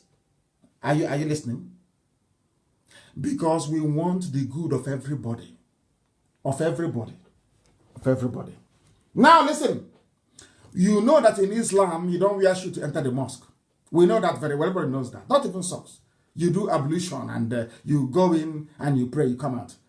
Ask yourself this question. Why would somebody they claim is Buhari, of course, which you know to be Aisha's boyfriend wearing a face mask, why would he wear shoes into the mosque? He doesn't want to take off his shoes. If he takes off his shoes, people will see his age. They will look at him. They will look at the legs. Because he's a young boy. And now you know, don't you? It's called common sense. Putting 1 and 1 together to get 2. Simple common sense. Which of course is love. People who can see they are thieving Daddy Gio and call him a good man, and somebody who is a freedom fighter is a fraudster, is a scam. What do you think that person has upstairs? Nothing. That's how foolish they are. And people are wondering, why is Africa poor? Africa is poor because of how you reason. You reason like poor idiots. You don't reason very well. That is why everybody is poor. You don't reason very well. We must conclude based on the picture we saw yesterday. I'm trying to tell you what is happening in the zoo. That even the hitman himself is dead. Who is Buhari? Though he's dead, they are carrying on the Janjaweed agenda. They're in a hurry. In so much hurry that the man with the mask couldn't even take off his shoes before he entered the mosque to go and pray. And he's sitting down on a chair. The old dead Buhari, even if he's dying, can never sit on a chair in the mosque. Never. Fulani is doing all this. It's called Takia. They want to deceive all of you just to remain in power. As the Archbishop said, that is what children of darkness does. That is their job. They need political power to wreak havoc. Is that not happening in the zoo now? Deaths every day, killings everywhere. That is no longer news. And will BBC report it? They're talking about Africa, COVID-19. Will they report about the news of the dead or of people being slaughtered by the Fulanis? The answer is no. Nobody is allowed to pray in the shoes in the mosque, but only in the zoo called Nigeria. Only in the zoo. When people talk about Biafra and secession, there are things they don't quite know about the views of the granddaddy of tribalism and ethnic bigotry. They try to accuse me of being an ethnic bigot. They have cleverly forgot what Ahmadu Bello said. I didn't start it. Ahmadu Bello, a Fulani man started it by saying, although we are Nigerians, but I will not give job to an Igbo man. If there is no northerner who can do the job, I'll give it to a white man. If there is no white man, then I'll give it to Yoruba maybe. Didn't you hear when Ahmadu Bello said that? Are you deaf? All of you are deaf. All of you claiming you're intellectuals and you're intellectual. What IPOB is doing? Were you deaf? When Ahmadu Bello was saying that, were you deaf? Today you're preaching to me about one Nigeria. One Nigeria. When Ahmadu Bello, the founder of Fulani ethnic bigotry, when he was talking his nonsense, where were you? Where were you? You were deaf and dumb. We have the videos on my page. Go there, you scroll down, you will see it. Mouthing rubbish. You never said a word. Now, when I say my people should be free, I am the one who is at fault. You don't know that white people are intelligent. When I go to meetings with them, that's what I tell them. But Mr. Kanu, they said you're an ethnic bigot. You know what I do? I call our deputy, Uche, put on that clip for them. And we project it on the wall. And by the time the clip finishes, you see them scratching their heads. I said, okay, next item. And that one is buried. They don't know how prepared we are. You know, it's actually a very good thing. When we started, they said, oh, they are out. They're uneducated, they didn't go to school. Then that reminded me of what we used to hear in the village when we were small. If you're boiling rice or whatever and you cover it and you're busy playing video game, by the time you come, there'll be steam everywhere. There'll be sludge on the top of the cooker. If you're using firewood to cook, the pot will so much boil over that the liquid in the pot will quench the fire. The firewood will go off because you ignored that little pot. That was, you know that Elohim is miraculous. They looked at you, then, oh, no, they're not intellectuals. They're not, oh, no, leave them. They're touts. They're looking for money. Hey, they know nothing.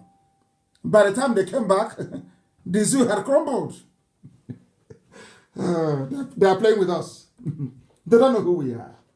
Let me tell you what Ahmadu Bello said in 1964.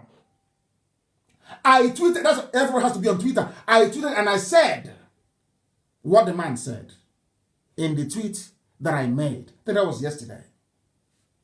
Go to Nnamdi Kanu on Twitter. Follow me on Twitter and become educated. Follow me on Twitter. My official account, I think, is 142,000 followers. And I love them because they retweet. All I'm asking you to do is just to retweet, that's all. Retweet only, that is all. Do you know what Ahmadu Bello said? That man that hates Igbo so much.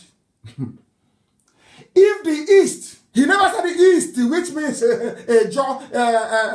Ibibio, it means Kalabari, it means Efik, it means Oron, it means Anang, it means Koi people, it means Jagam, it means Ishekiri, it means Yoruba. Everybody, he said the East. East. Ahmadu Bello. If the East insists on seceding, which means that the yearning for freedom didn't start today. In 1964, before Nzogu's coup, before the war, even the Janjaweed, they knew we wanted to go to be on our own. Ahmadu Bello said in 1964, if the East insisted on seceding, then other Nigerians ought to secede. Other Nigerians ought to concede such a right in peace. When the granddaddy of Fulani Janjaweedism, Ahmadu Bello, was saying this in 1964, he said, allow Biafra to go in peace. But they did not want to ignore what he said, because at least I like them that way. They never ignore their past masters, even if they are dead. So to carry out that, to wage that war against the East, they brought Gowon, who is a Christian and not a Fulani man, to wage that war. Because if they are the ones waging this war, Americans and the French would have asked them, but Ahmadu Bello said, allow them to go in peace. That's what Ahmadu Bello said. Then why are you fighting? They said, okay, instead of us to implicate ourselves that way, let's call a foolish Christian like Gowon, make him head of state, give him the template of the war to go and fight a war. And that was what the idiotic Gowon did for them. Not knowing that he's being used. Today they have massacred all these people. And they are crying in the Middle Belt. Don't you know that? You can't escape history. Not at all. Not at all. Not at all. And I mentioned the children of light versus darkness because I'll keep making references to it. Remember, you see why I like Trump? You see why I like him? Do you know that had it been Obama, who is the president of... Obama destroyed 5 African countries, for information. 5 was destroyed.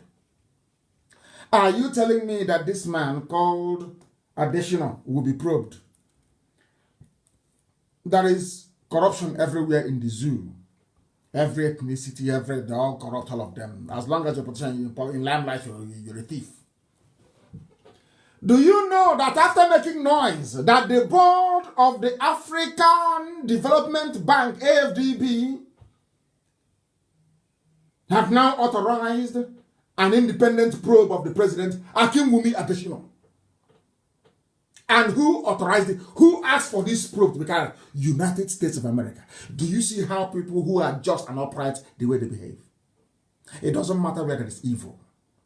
They don't have any right to interfere in ADB. No right whatsoever. But the man saw something wrong. Something wrong. Nepotism in Africa Development Bank. What this is it Akinwumi Adesina was doing? I said, no, go and probe him. We have seen something. That is how honest, decent people behave. I have nothing against this man, but he needs to step down because he is corrupt. He is corrupt. Akinwumi Adesina is a corrupt banker in ADB. But because he's corrupt, see how they protected him. Obasanjo, you see how Aisha's boyfriend, they brought it because they need Yoruba. They need every friend they can get to keep Nigeria one. They need every friend, everybody, anybody who has friends outside to keep saying Nigeria is great. That's why they're supporting evil. That is why they're supporting evil. My goodness. But at least USA, they're probing them. They're probing them. Because they're all thieves, they're all criminals. Where have you heard in your life that a presidential villa is on fire? Where in your life have you heard? They tried to break into the office. It was impossible to break into. Are you aware of that? Go and look at all the pictures they are now releasing. And pictures they used when Abba Kyari was alive of the presidential office is no longer the same. I wish China Sassom to do something about it. Look for the old picture of Asorok. Look for the new picture of Asorok office, presidential office. It is no longer the same. That was why they said there is fire. So they can bring in bulldozer and knock the whole thing down and start again. Because they know I get my information from inside Asorok. They know I do. They know I do. If they like, let them sack everybody there. I will still get my information from right inside there. Do you know that's what happened? They had to build an emergency presidential office. Go and look at, no, not even IPOB. Anybody can do it. Look for meetings inside Asorok before the end of 2019. Then look for all, since Aisha took over with her boyfriend, look at all their pictures and tell me if the offices are the same. They're no longer the same. Because the original presidential office, it had 2 glass shelves by the side. The new one doesn't have any. Then they had to do something to make you believe that that is Asorok, the main office itself. The reason why they said there was fire is to allow the Chinese engineers to bring in heavy machinery. It's like taking away a bank's vault. Those of you in the banking sector, taking away a vault. It's not something you can just do with ordinary acetane, whatever. That thing they used to do blowtorch to open it. The Chinese tried. They couldn't open it. Now they said there is fire inside. Have you heard of such rubbish before? Fire inside the presidential villa? And sometimes I wonder what sort of God created Nigerian people? Who made you people that you cannot reason? Fire inside it, and people just dismissed it as if it's nothing. Unbelievable. Unbelievable. Somebody is asking the news about Ambazonia. The news is not correct. It is not correct from Ambazonia. It is not correct. I must say that as a fact. It is not correct. We have made our checks and I have spoken to the leadership. It is not correct. The news from Ambazonia is not correct. I have spoken to the leadership of the movement. I have spoken to them. Fire in Asorok. Where have you heard of that nonsense before? The same Garabashiru. Maybe they have reconciled with Aisha. If you sack me, I'll tell the whole world what happened. They say, okay, come in. You know, the zoo, they operate on blackmail. That's the way they do it. On blackmail. I can see that some of my Yoruba brothers are crying and complaining about Akinwumi of Africa. He is corrupt. He's a thief. And Trump called him out. Trump said, don't tell me that rubbish. Go and investigate him. And he's crying, and he'll be found guilty, of course. Because they can't ask for you to be investigated unless there is incontrovertible proof that they've done something wrong. That is how it works in the financial sector. It's numbers and figures. That is the way we know. That's how we did. Aso Rock is on fire. Are you aware? Central Bank fire. Accountant General's office on fire. Aso Rock on fire. And people think everything is normal. You think everything is normal. This is why I call you zoo animals. That's why I call you zoo. Zoo people. Because you don't reason. Only animals reason the way that Nigerians do. They don't reason very well. Mind you, I said Nigerians, so I never insulted Oduduwa, Yoruba. I never insulted Biafrans. I never insulted Arewa. I said Nigeria. Please. So if you feel a Nigerian then, and you want to feel insulted, that's entirely up to you. You are at liberty to do so. But there is nowhere in the world where a presidential villa is on fire. Go through your records. Go and check. How can there be fire when there's fire extinguisher everywhere? For a fire to be reported, it had to be major. Common sense.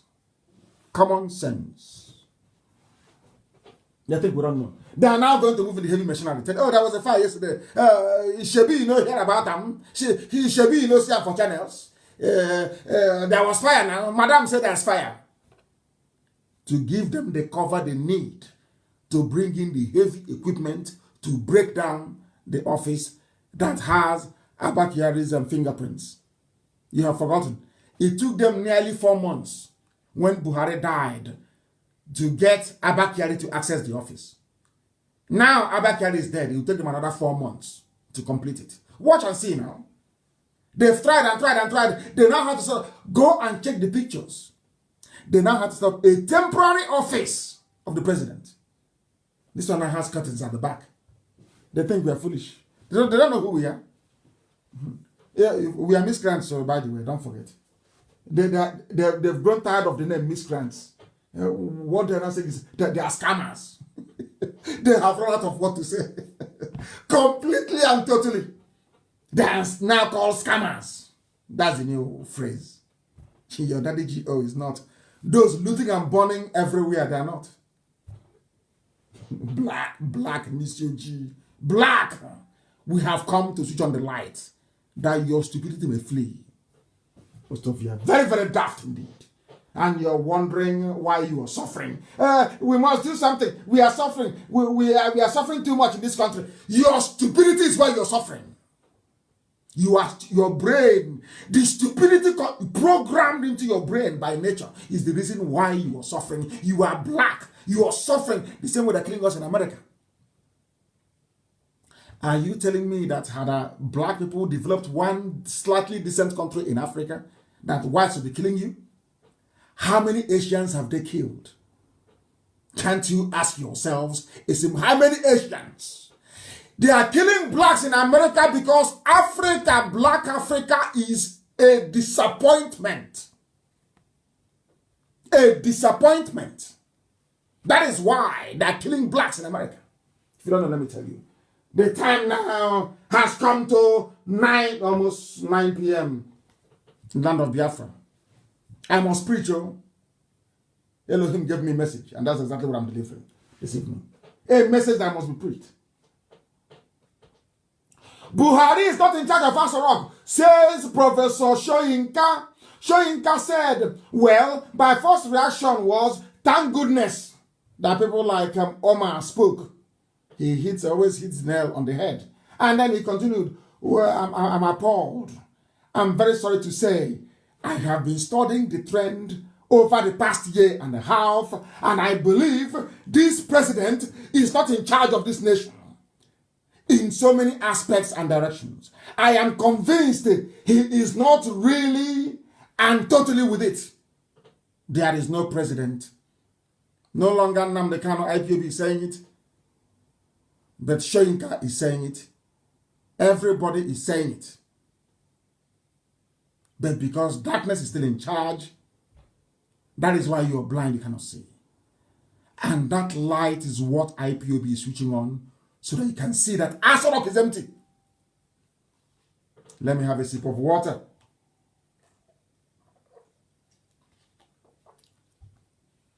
Unlike the impostor before he died.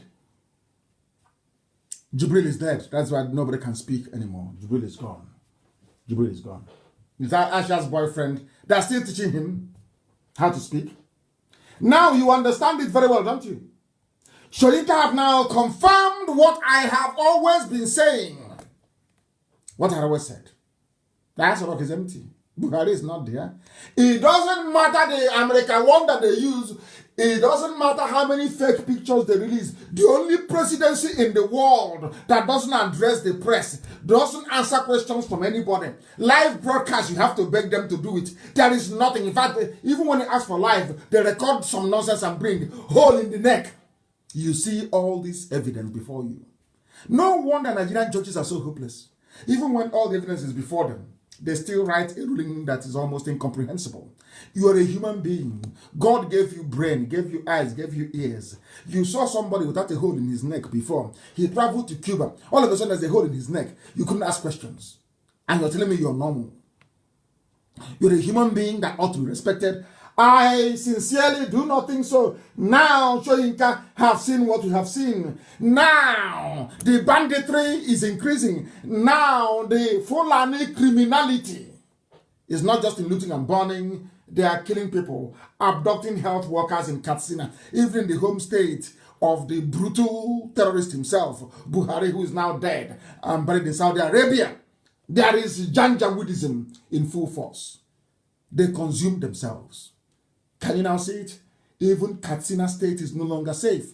Elohim works in miracles. They thought they're coming after IPOB, coming after Biafra to try to stop Biafra. But that same cancer is eating them up. And everybody is now getting their own fair share, isn't it? Of corruption. You know that Janjaweedism is a form of corruption. That is why a country, somebody tells me he's an Igbo man. He is from... He's from Ejo, he's from Ibibio, and you claim you are part of one Nigeria, but they want a collected loan on your behalf, that the money they will use to, where they will get the money to repay the loan is from your land, yet you're not part of the beneficiary of it. And when you say you're marginalized, they say, oh, what do you mean by marginalization? But you went and you collected loan of 22.7 billion, yet there is no single allocation. Not one single allocation, not a single one for Biafran people. Not a single thing allocated to Biafra. Not one. Look at the pictures of the Janjaweed everywhere. Hey, where are they going to this night? Where are they going to? This is happening right now in Gariki, in Okunono, right now.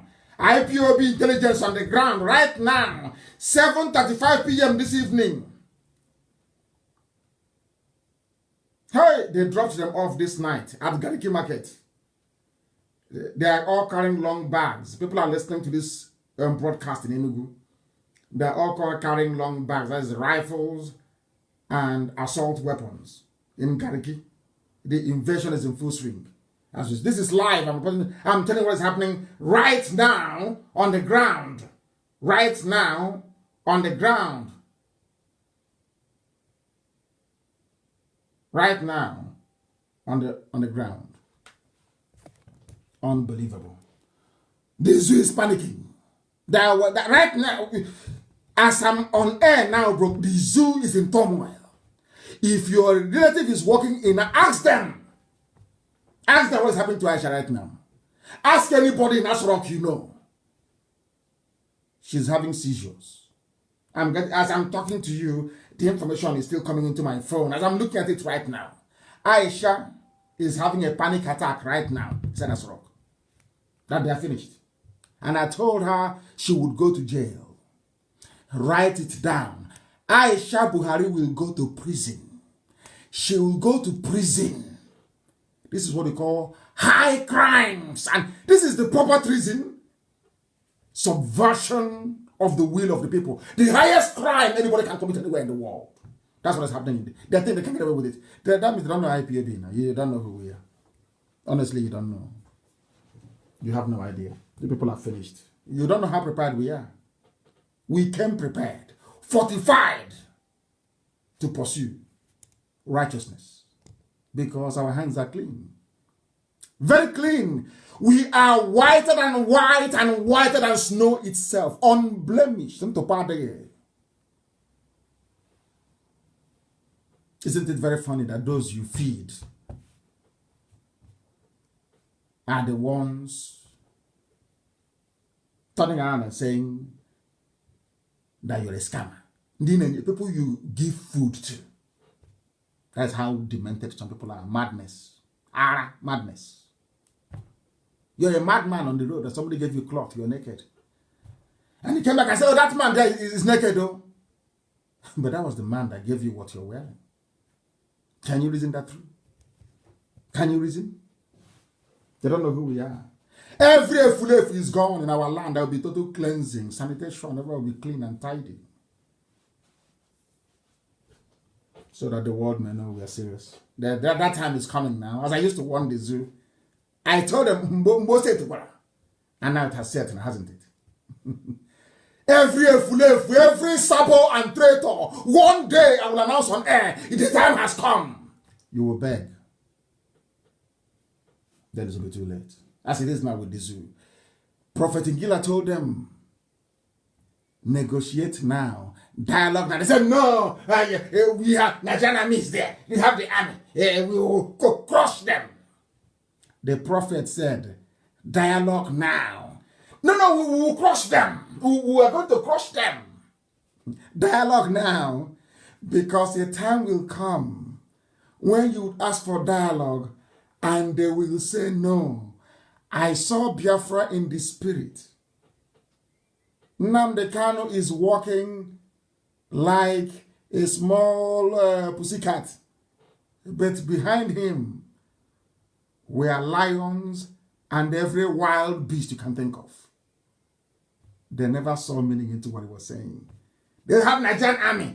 Today, where is Buratai? Where is Abakari? Where is Buhari? Oh dear, I feel so. Zoo is gone. Completely gone. Your name, Nigeria, you won't even answer. That name, Nigeria, you cannot answer that name. You will see what will happen to you. That when I'm in Arochukwu worshiping Elohim, any day I go to the temple to pray, wherever you are, you will say that man said it. You don't know? You don't know that, do you? We are preaching because, oh, Hanese is crying at last, begging and crying. The 22, all they see is money. The 22.7 billion, there's none for us to share. They want to share the money. Now they're crying. That thing that IPOB saw from inside the bunker, those of them on top of private jet couldn't see. It's only now that they're crying like little children. Crying like little kids. These are grown-up men crying to Janjaweed, begging Fulani, please give us some money. We are Hanese. You abandoned us. You don't have anything. Whereas everything about the zoo comes from Biafra land. Every money they make is from Biafra land. Because they produce nothing and import everything. Finally, the Southeast lost out, which is the entire Biafra land, of course. And they couldn't do anything about it. They couldn't. They are writing. The South is finally lost out in the bid to be included. Can you imagine begging to be included in a budget in your own country you claim is Nigeria? You claim you are a Biafran. You claim you are an Igbo man. You are begging to be included in a budget that should be for everybody. You are begging. And after begging, you wake up the next day, you issue a statement saying, I'm a Nigerian. Can you see how, can you begin to comprehend how daft you are? Can you understand it now? After in your own, that means you have no pride, you have no shame, you have no honor, you have no dignity. They say we insult people. Why won't I insult you if you're this stupid? You have no shame. You have no shame. You are begging somebody to include you from something that person took from your land. Can you believe such idiot? It's beyond comprehension. It is incomprehensible. That is how low you have reduced us. Let me catch you people one day holding a meeting outside. Both the old and the young. Then you're finished. Keep disgracing yourselves and not us. Keep on Aspandev writing letter. As also I heard some idiots. On Niger Delta we stand and eat fools. Forgetting that IPOB is Igbo land. But we are land, you know, when people talk, I can't understand how people can reason backwards. Hey, our land, this Biafra, it may not work. Oh, we can hear we see. You know, we are landlocked. You're a trader in Sabongeri. You have not been home before in your life. What do you know about our land? So you don't know IPOB is Igbo land. You don't know Ndoni is Igbo land. You don't know where those places are? Have you been there before? Do you see how people are shamelessly parading their ignorance by claiming our land is somehow Biafra and is landlocked, no access to the sea? Can you believe such stupidity? Coming from people that should know better. People that should know better. Opening their gob and pouring out rubbish. We have our facts and figures. They are now doing a movie for you in Asorok. In Asorok, it's happening. People are crying. They're everywhere. They are killing us. What are you doing? In fact, I have asked IPOB in the USA that the whole of USA, I keep talking about this defense fund, you know, I love it. I will talk about it. That people did not contribute to it. You know, the brain of a black man. He didn't contribute to something. Like the zoo. You know, I call them those with the Janjaweed mentality. You see how they're taking all our resources. They sell our crude oil, sell everything from our land. They make budget out of it and they exclude us. The same mindset that those of them asking for a defense fund are asking. You didn't contribute to it. You don't know what it's all about. You don't know the amount in there. You don't know the total. But you want to know. But every time I will tell about defense fund. Every time I broadcast about defense fund, we'll keep talking about it. Black people in this UG. I have now instructed IPOB in the USA to return the paltry $2,300 that all Biafrans in America contributed. If they don't take it, I will donate it to a charity in America. Their home is burning. The whole of America, the whole USA, to defend our land. $2,300. You have decor, all these idiots down there with stupid, empty, frivolous, as they say, empty barrels make the most noise. Empty. Or one. All these useless names. $2,300. And the fools asking us for a defense fund. They didn't contribute to it. Those that did $2,300, the whole of America, they'll be coming and speaking stupid American slang that will make a Panwine Tapa in the village cringe. $2,300. Some said they're upset. I insulted them. I should turn it down a bit. Turn it down. People are coming. The Fulanis are killing you. They take the oil from your land. They buy weapons to come and kill you. And you in America, the time has come to defend your land. And it is $2,300. The amount that each of you give to your daddy GO every month in terms of tithe and offering. And you and your daddy GO is on this earth, not in heaven. To save yourselves, you cannot. That is how daft some of you are. This I will talk about defense fund every day. I love it.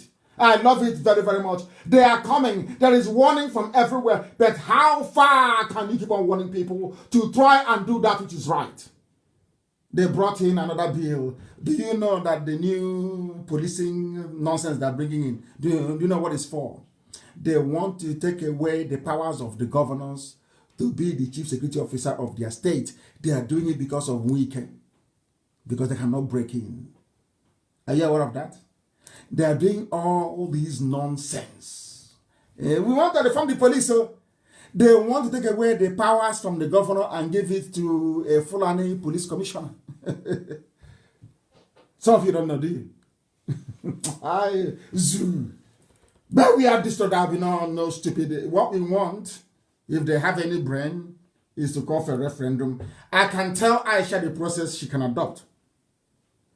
First thing, you set up elections by option A4 to elect delegates to go for the sovereign national conference that Shoyinka and the Tinubu fought for. Everybody have forgotten, that now there is money, that is toll gate money. Everybody is making cash now, so they've forgotten. Men without honor or principle.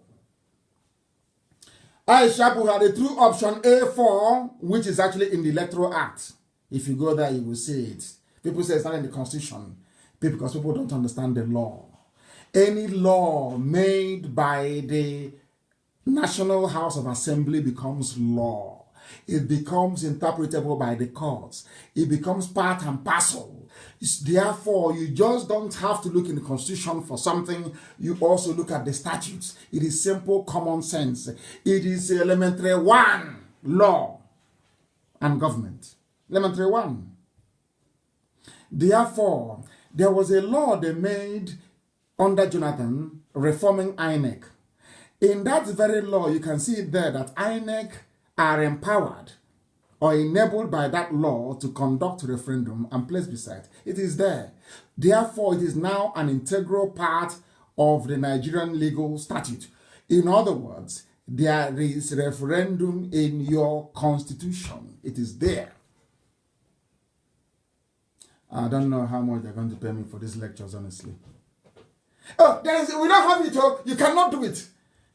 So, if you're going by only the laws in the Constitution, that means there is no need for the National Assembly. What are they there for? They are there to make laws. So you don't even know. Some of you don't even know that the duty of National Assembly is not just to go and share money. Their job is not just to go and be sharing money. Their job is to make what is called laws. And that any law that comes out of National Assembly becomes binding unless it contravenes the Constitution. And then that law that they made, somebody should look for it, please. The law that Jonathan made, reforming INEC, that Electoral Law Act, I don't know the year that it is. Read through it very well. Find it maybe on PDF and do a word search. Type in the word referendum and you will see it. So there is referendum in the laws of Nigeria. So I'm asking Aisha now, what you can do is to use option A4. If you don't want the system to implode, and all of you will, in fact, you will die. I'm not even sure you will even make it to prison. Call for using option A4, instruct INEC to conduct elections for people to popularly vote truthful men and women to go to a conclave, sovereign national conference, to determine the modalities for the nationwide referendum that will lead to the peaceful breakup of Nigeria. I won't give you this advice. I will not give you again. I know some of you are waiting to die to go and see 76 virgins in heaven. Your wish is about to come true. Unless Aisha follows this simple template, very simple. You don't need laws. Nigeria doesn't have any, should I say, legal framework to challenge any executive decree coming from Asarok. I call it a decree because, that's the way they think, like dictators. Aisha instructs INEC to use the provisions of the Electoral Act to conduct elections, electing people to go to a sovereign national conference to determine the terms of dissolution of Nigeria. Or else, what is about to come, those who can should interpret for them. We are live and we are direct. The time now is approximately, should I say, 21 minutes 21 minutes past 9, and we continue to preach this gospel, please, because there are so many things for us to get through this very evening, and we must preach it. I'm not going to tell you how they intend to take over your lives as a result of their COVID-19 law. Have you gone through that law before? Somebody took time and made some observations and suggestions on the law, and it is incredible. Absolutely incredible what they're trying to do. Fulani is out to grab power by every means, and they are determined, and with Yoruba media, with them in a very cowardly state, the Janjaweed will always get their way.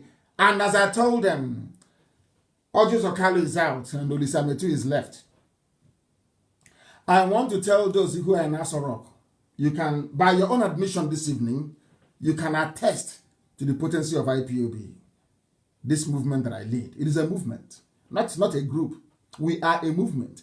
This movement that I lead by the grace of Elohim, this movement that I lead, according or going by your own admission this evening, we are very, very formidable. I thank you for releasing Ojus Okalu. I know it's a thing of shame because I hastily came on air and I wrote on my page that Ojus Okalu is free. Because of that, you wanted to show the world that Nnamdi Kanu doesn't run Nigeria. You do. So you held him for more weeks. I understand. That's why I didn't say anything. Held him for you know, it's about shame. You don't want them to know that we have all it takes. So out of shame, you decided to somehow, you know, play your game and delay him for some time. But thank you all the same for releasing Ojus Okalu.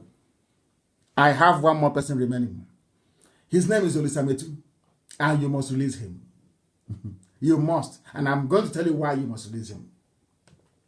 Do you see what is happening to Adewumi Adeshino of Africa Development Bank? That's a child's play compared to what all of you are going to face, including the very mouthy and largely incoherent Isafuntua. All of you are in a deep mess. You know, they signed an executive order just a few days ago. All of you trying to overthrow Trump, you're wasting your time. He'll still be there for your information because God is in control. You're wasting your time. People are not that stupid. Democrats can bring out everybody on the streets. We are not daft. We know that Trump is a good president for black people only if you have brain. You will understand. If you don't, it will just be like before. Obama was there for 8 years. What did he do? How many blacks were killed under Obama? How many blacks were killed? How many lives did Obama destroy in Africa? Obama gave you Buhari. Obama killed Gaddafi. How many? What did he do as a black president in America? People should go and sit down somewhere. Let's continue.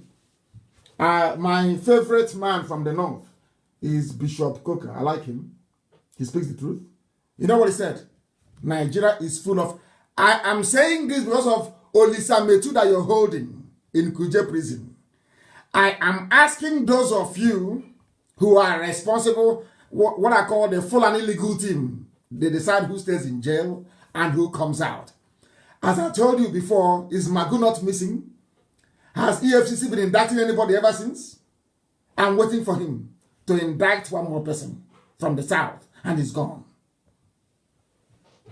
I am reading this thing out for the attention of those of you that claim you are Fulani, you decide who is free and who is in jail. Those of you holding Olisametu, this is for you. It's for you. I am going to go by what Coker said. This is just opening shot. I know where to go. I know where to submit your names. I know how to press and to pursue. You know, nobody can make us become dispirited, so to speak. To dampen our spirit, you cannot. Ask Facebook, they will tell you. I'm even surprised today they're holding it at 11.8. I thought by now it would be about 3,000 because they know, even if you take us to 0, I will still be preaching. So it's meaningless. Now, listen very carefully. Fulani, those holding Olisametu, you must release him. M-U-S-T, must. And I'm warning you because of this. Bishop, another Catholic bishop. I don't know why there is this thing about Catholic bishops. They always speak the truth. Maybe because they don't have any woman sleeping with them at night. So they are very pure and clean and clear. They can see straight. The Bishop of the Catholic Diocese of Sokoto, Matthew Hassan Koka, have just said that Nigeria is full of political thieves. Full of, all of them, all of them are all criminals, all of them. They're the ones calling us scammers. Because we are fighting for freedom, we are scammers. Those of them who are stealing they are political leaders. I know every blessed day they buy laptop and they buy mobile phone for those who are hungry. You know, black people, children of darkness, to harvest them, to be attacking us, and I love it. Do you know that every publicity is good publicity? Are you aware of that? When you write good thing about IPOB and Nnamdi Kanu, when you write bad, it's all the same. It is called name propagation. So it's good. At least if they don't know us by something good, they'll know us by something bad. And by the time, as some of them are doing tonight, listening to me, they'll say, oh, I never knew he was like this. So, such an upright man. So that is why anything, I welcome everything people say, I love it. Because it makes our name go very far. And by the time people come closer to us, they will know what we're made of. And then they fall in love with us. That's what happens. That is why we are the largest mass movement in the whole world by now. Martin Coker said they are all thieves, janja weed everywhere, from everywhere, but they are holding Olisametu. Why are you holding Olisametu? I have asked before. The person that stole 13.9 billion meant for Asorok is not in prison. The people that stole all the money from NNPC, they are not in prison. And you know the funniest thing? Who is the petroleum minister, I ask? I am just warning. Aisha, are you listening? Who is the petroleum minister? It was your husband before he died. It was Abba Kyari before he died. Now you, as the de facto president, you are the petroleum minister. Is that correct? Substantive petroleum minister you are. That means that NNPC comes under your remit, under your control. That means that you must have known about all the money missing in NNPC. Chain of command, chain of responsibility and accountability. You are in charge as the president, minister for petroleum. You are in charge of NNPC. It comes under your department that you manage, your portfolio. Are you telling me that you didn't know about this missing money? It's either you resign, that you didn't know about it, or you call out the names of those who are indicted. Aisha Buhari also want to remind you that you have a pending investigation with Halliburton, bribery scandal. That is why you cannot travel to the US. Do you see why you must release Olisametu? Because I will push all these things to an extent that you will be shocked how far we can go. You must release Olisametu. You must release him. I thank you for releasing Ojos Okalo. Yes, Olisametu must come out. There should be no Biafran in your jail until all of you criminals from Fulani, until you go to prison. All of you rogues. Now, when I say things that I say according to Coca, they are based on my Christian beliefs. No part of this country has produced the head of state as the North has done. The North is still insisting on holding on to power. This is the Northerners saying this. Yet it lacks the capacity to translate power into meaningful and useful impact on the lives of even its immediate constituency. Big grammar, yes, but I'll tell you. Coca is saying that Fulani always wants power. We want power. They don't know what to do with it, only to loot. That's what a Northerner, that is what a Hausa Christian is telling his Fulani compatriots. Or compatriots, I should say. Are you listening? This is the level of decay and corruption in the zoo called Nigeria, that they loot and they burn ministries. And the man that was given 400 million, that is not up to IPOB budget in a year. Go and calculate it. Every month we spend between $110 to $120,000 IPOB will spend. That is why Aso Rock is shaking. We are paying people to do the work they're supposed to do. Because they don't want you to give us money to do it. That is why they call us scammers, they call us thieves, because they want to poison your mind. They are the children of darkness. Once they poison your mind and you stop contributing to IPOB, we'll stop making the type of impact that led them to issue their press release. Now you understand it. Now you understand it. Coca is saying that they're all criminals. Every Fulani head of state, including the dead Buhari, Abakiyari, and now Aisha, they are all thieves. They don't know what, all they do is they want power. They don't know what to do with it. The only people encouraging them are Yoruba journalists. I swear to God, I shouldn't be swearing, my goodness. Forgive me.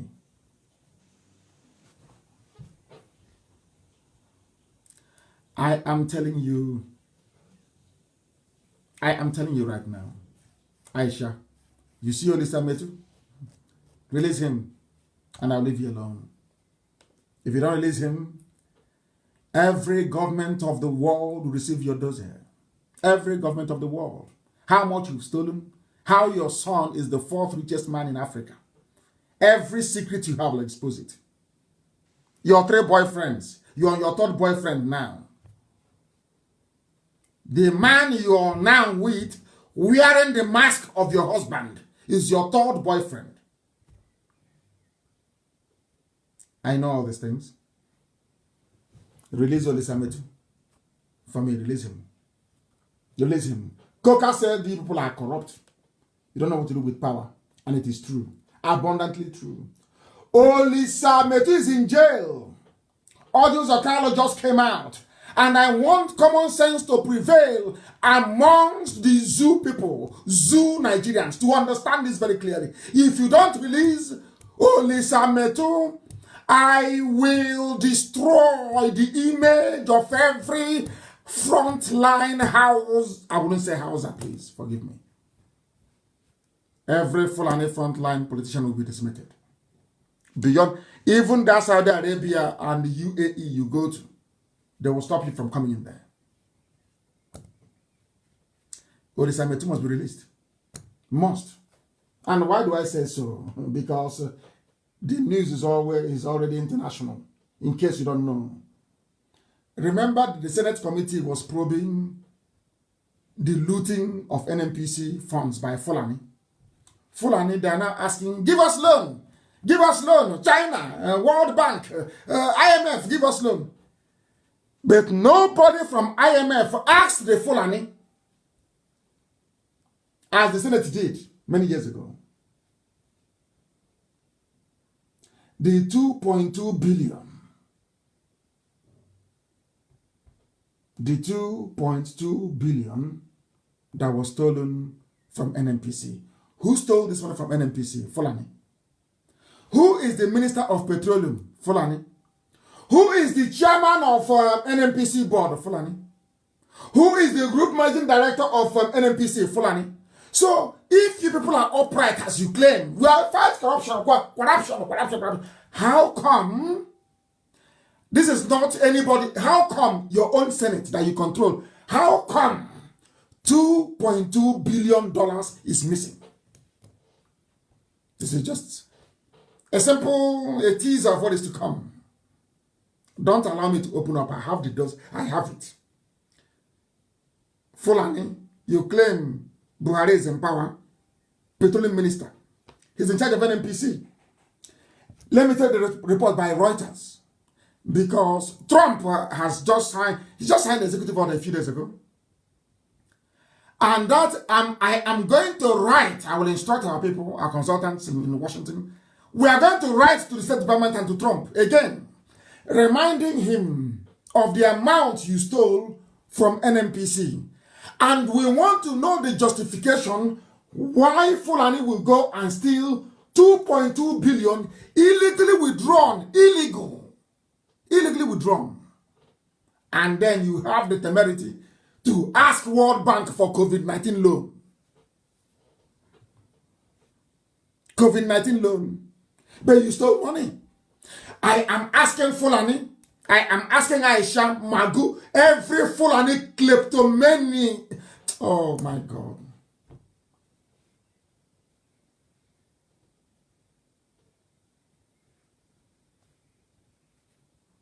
I am asking every Fulani thief,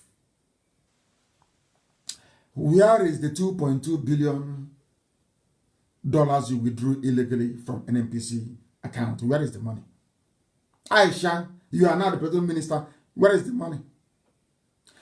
Your, what's his name? November 15, 2018.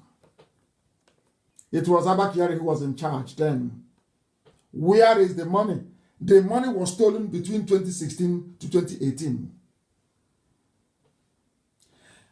Central Bank, you see this boy, what's his name? Central Bank governor, Emefiele. You go to prison. You are an Igbo man. You go to jail. Emefiele, between 2016 and 2018, NNPC withdrew $2.2 billion US. Where is the money? They withdrew the money from Central Bank. Where is that money? Emefiele, where is the money? Aisha, where is the money? Abba Kyari's family, where is the money? Issa Funtua, as a cabal member, where is the money? Issa Nda, where is the money? Mama Ndaura, where is this 2.2 billion? You think you're dealing with fools. Do we look like Yoruba journalists to you? People you can intimidate? Do we look like Yoruba journalists you can drive fear into them? Because you took Kwara State from them, they are shaking. They cannot fight back.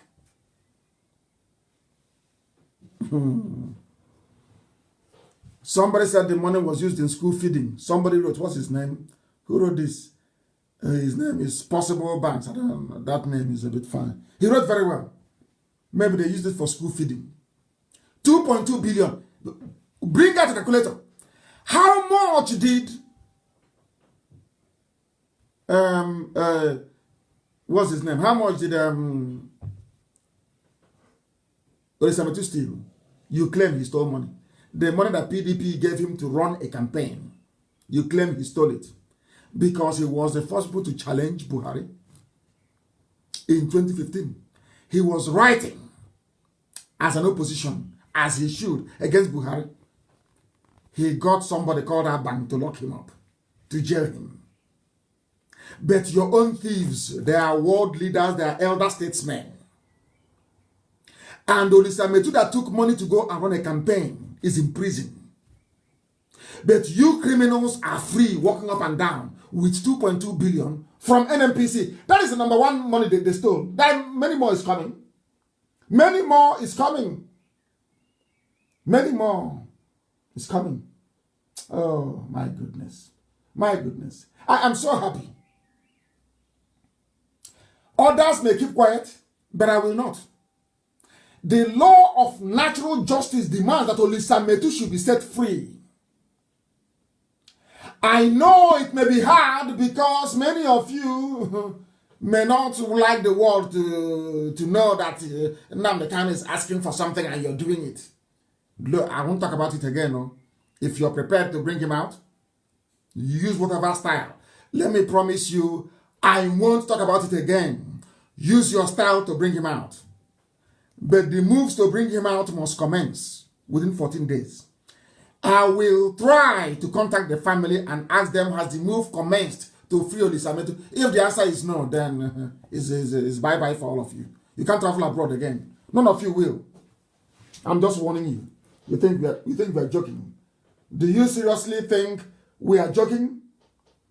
You people are the ones stealing money. The same thing you did to Hausa people. You've come to fight corruption, but you're the ones who are corrupt. Fulani are the corrupt ones. You think you people and Tinubu can connive and use Yoruba media, use channels to be destabilizing the lives of people. Claim you're fighting corruption when you people are the ones who are corrupt. How many times have you been to Central Bank to withdraw money from NNPC accounts? Where are the documents? Where did the money go to? You think you're smart? You're fighting corruption. Ndara. May God, Allah punish all of you. You are criminals. You claim you're fighting, you're fighting corruption, but nobody is more corrupt than the Fulani. Nobody is. Yoruba is afraid, always fearful. I don't know why they are scared. Scared of who? Yoruba fought Abacha. Where are those of you that fought Abacha to stand still?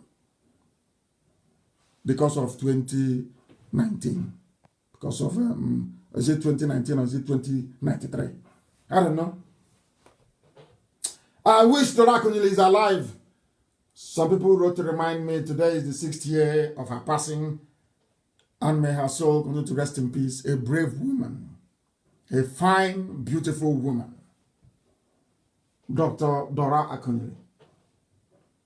I wish there was somebody like her today. You know, we are fearless people. Fearless before our enemies.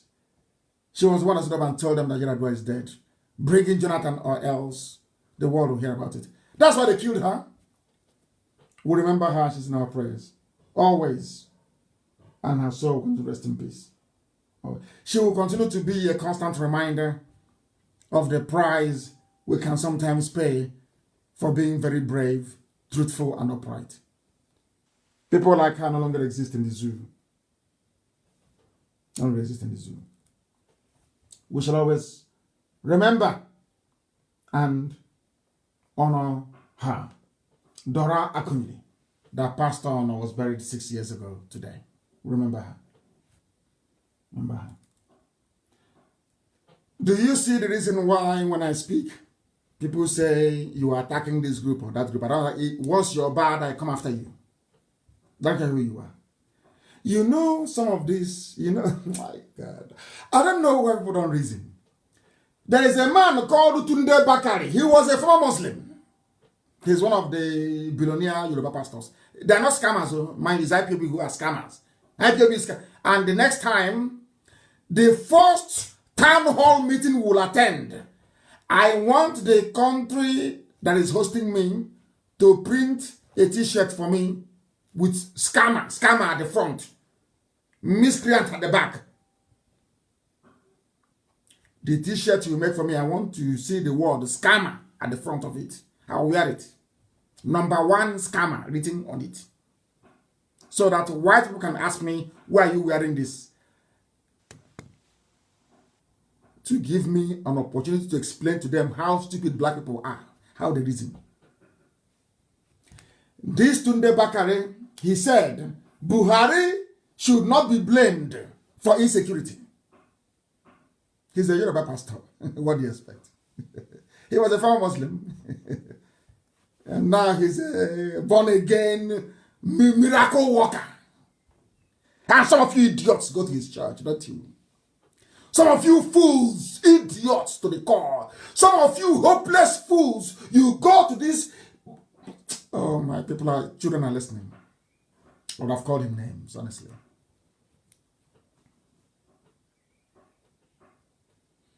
Trash. Former Muslim. Trash. The greatest Yahoo in the world is Yoruba Pentecostalism. The greatest Yahoo you have. Because if I'm Muslim, a pastor is so-called minister of God. Look at the garbage. Can you compare this, what this fool is saying with what Bishop Coker said? With what that Archbishop said? That wrote to Trump. Pentecostalism. Praise the Lord, hallelujah. Praise the Lord. We are going for 30 night. We are going to a mountain on the shadow. Idiots. Keep deceiving yourselves. Keep on deceiving yourselves. Keep on piling idiocy upon idiocy on your heads. These are the fools you go to pray for you. If Buhari is not to blame, or those ruling in his name, who do you blame? What is the meaning of accountability in a democracy? Tunde Bakari is this complete idiot, complete fool. Who do you hold accountable? Why do you think people go to vote every 4 years or 5 years or 7 years? To hold the government to account. If they did well, they continue. If they didn't do well, you push them out. Accountability. That Buhari, when he was alive, campaigned on a platform of security. He's a hard man. He would defeat Boko Haram. Today there is insecurity saying he's not to blame. Yoruba. Hey. Oh, Bareo. I think that's how people say it. Do you see my problem? How can this man come from the same race that produced Fela, that produced Gani family? How can this ardent criminal, this man is a full frontal scammer, full one, from Islam to Christianity to make money. And here he's talking rubbish. Some of you will go and kneel for this imbecile, this complete idiot, this moron to pray for you. And the next day you come online and you say, pray for one Nigeria. One Nigeria. God will punish you and punish your family. Only one Nigeria rubbish. Mad people everywhere. Insane people. Blacks, you cannot reason. Black Africans cannot. Whites are listening and I'm telling them, black people from Africa, we do not reason properly. Our brains are defective. Look at the idiot from Islam. They're making money. They are promoting him. He's making money. Come to talk rubbish. Look at Bishop Coker. No private jet. No tithe. No watering of seed. He lives in his Archbishop Lodge. This one has a private jet that you contributed for. Not to free you from slavery. Not to free you from Fulani Janjaweedism. Not to free you from your pain and your suffering. He is not a scammer. That's how foolish you are. It's those saving you who are scammers. Can you see how daft you are? Zoo people. You people make me sick. Nigerians, they make me... When I see them want to vomit, they make me sick. Very, very sick. NNPC stole your money. Fulani went to NNPC, stole your money. They reconstruct the board. It's also them. You can't complain. It's Nnamdi Kanu with IPOB who are scammers. But you in your idiocy suffering, drinking from where you defecate, where you go to toilet, you say water. The man saving you from that life of misery is a scammer. But you idiot who doing pipeline security guard, you're not. Idiots everywhere.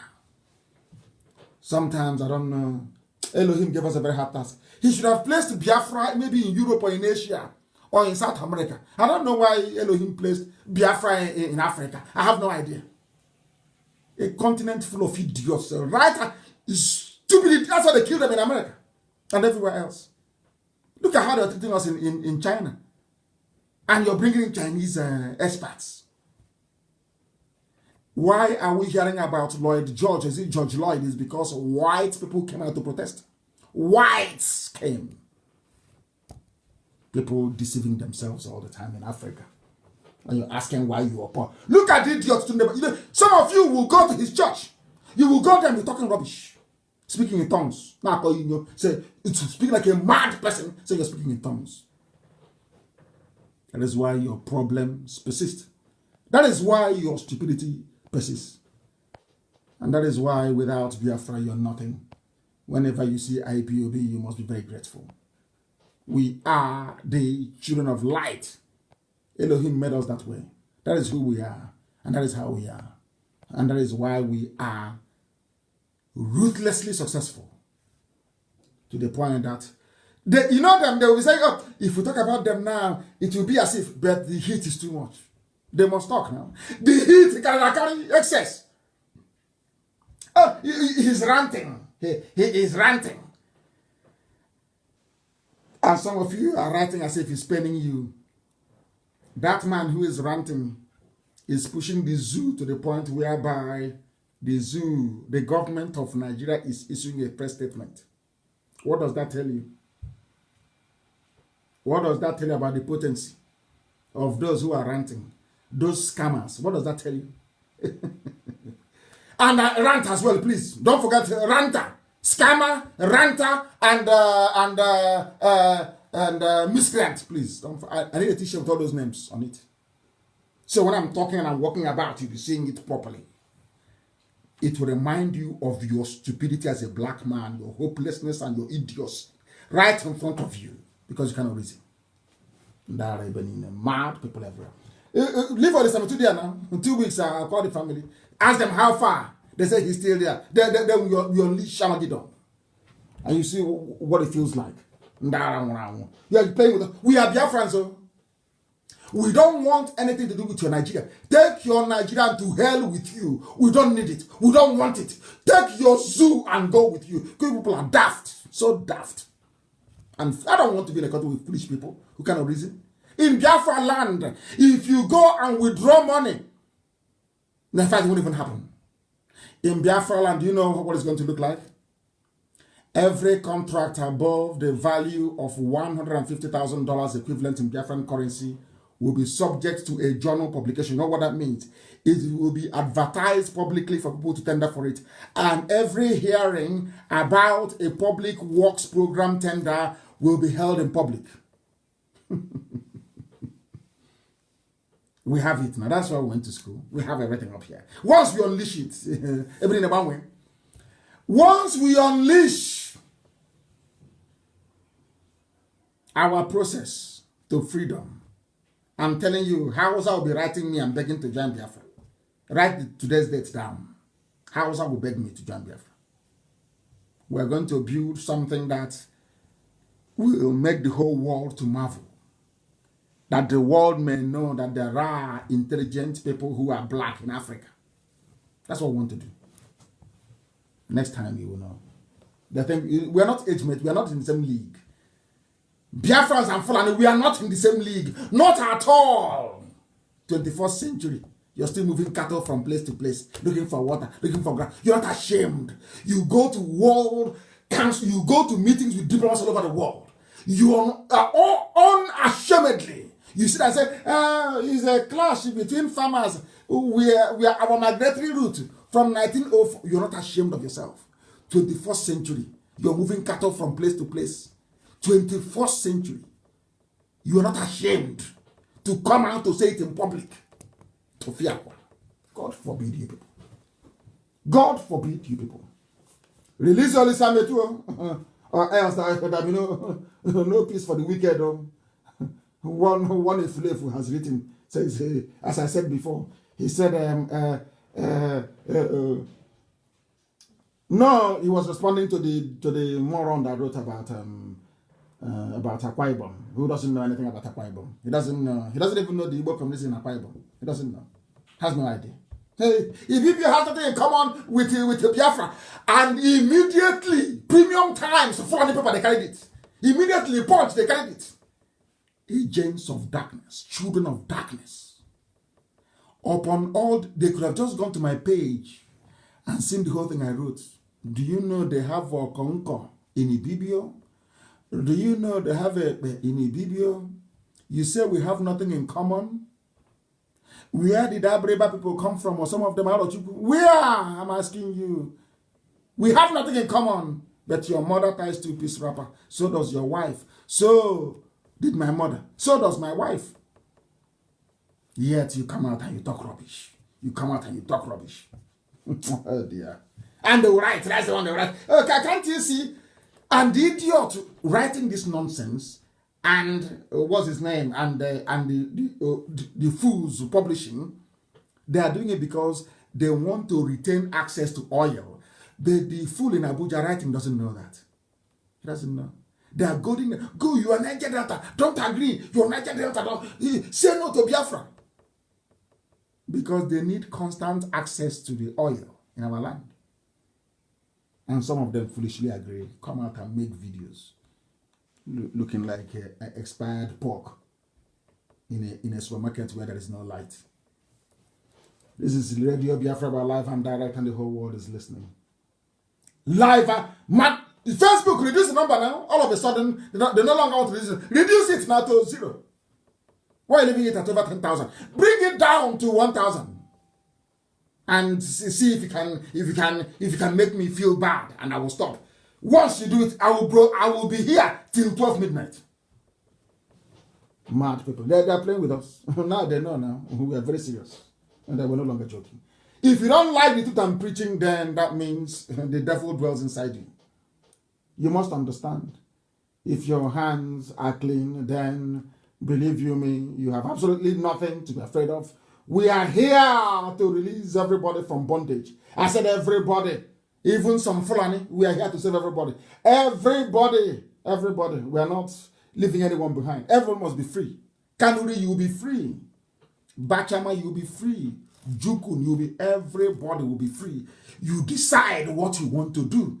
If you want to go and become a country with people from Kanuri, you vote, you go and join them. After all, Alaska is in Canada, very close to Russia, but they're part of USA. Why can't people understand? Yoruba, be on your own. If you want to form an alliance with the people from Adamawa, you form with let people decide. Let the people. That is the essence of democracy. Allow the people to decide. That's all. We are actually the true Democrats, not those people talking rubbish from everywhere, talking nonsense from everywhere. We are live and we are direct, and the whole world is, of course, listening to us. And beware of those that come to you to ask you to make peace with the Janjaweed. Beware. Beware. Please beware. You know, if you fail to learn from history, then you're finished. What some of you are suggesting and writing to me about, the Yorubas tried it, and they failed, and their land was conquered. I've told you that before. Very, very important. You go back to history and understand what a minority of you are pleading for to happen. Every time they tell you, let's move Nigeria forward, let's move it forward, they open their borders in the north. Fighters are coming in, killers are coming in, to the extent that they can no longer hold it. That a governor from the north, Ganduje from Kanu, is now saying, close the borders. But our borders in the south has been locked for how many years now? Yoruba media cannot see it to right. That is what I find astonishing. Quite astonishing. So is this the extent of Fulani stranglehold on everybody in Nigeria that you see the truth you can no longer speak? That thing they did to Hausa, how many of them? They managed to do to all of you. People driving cattle from place to place. You know that thing in the Bible, the first shall be the last. That's what is happening. And the last will be the first. People that came last. Recent migrants, less than 200 years old. Look at what I bring to all of you. And you're falling apart, all of you. There was something I came across. Some of you may have seen it before. That is what I'm going to close the program with today. Because we've almost been on air now for 3 hours. How black people behave. Black and white. And I want to let the whole world know what they do, the way they defeat us. Because we are foolish. I want to show you. Listen very carefully, please. Listen. I've heard of this, but black people seem to really struggle with this one. You just don't seem to get it. Listen. You would rather fight against each other instead of your enemies. Listen. A white cartoon, is a white man saying, blacks would rather fight against each other than fight their enemies. Yorubas are suffering. People from the Middle Belt, they are suffering. Everyone is suffering. But they are busy fighting IPOB, trying to save all of them, than to fight the real enemy, which is Fulani Janjaweedism. What, even in America, they know. I want to tell you the brain of a black person. That is why if you come to IPOB with the brain of a useless African man, by the time we finish on you, you start listening like a human being. We sanitize and cleanse your brain. Listen. This is bad business and you will never get true freedom doing things this way. You can't get freedom, Instead, do what we did to gain power. We divided and conquered entire countries based on their differences. They divide, they conquer you based on the difference. When somebody comes to you and says, oh, you are Niger Delta, you're not Biafran, they are trying to divide you to conquer you. When they say the BBO has something to do with Igbo, they are trying to divide you to conquer you. When they say a Jaw has something in common, a Jaw, you must be free, we are a Jaw, we are a son, we stand on our own, they want to divide you and conquer you. They did the same thing to Ogoni. They told Cancer, where you are different, you can do it, you are not Igbo. Once they isolated him, they killed him. If you cannot learn from history, who can you learn from? While holding true to our similarities. I am white.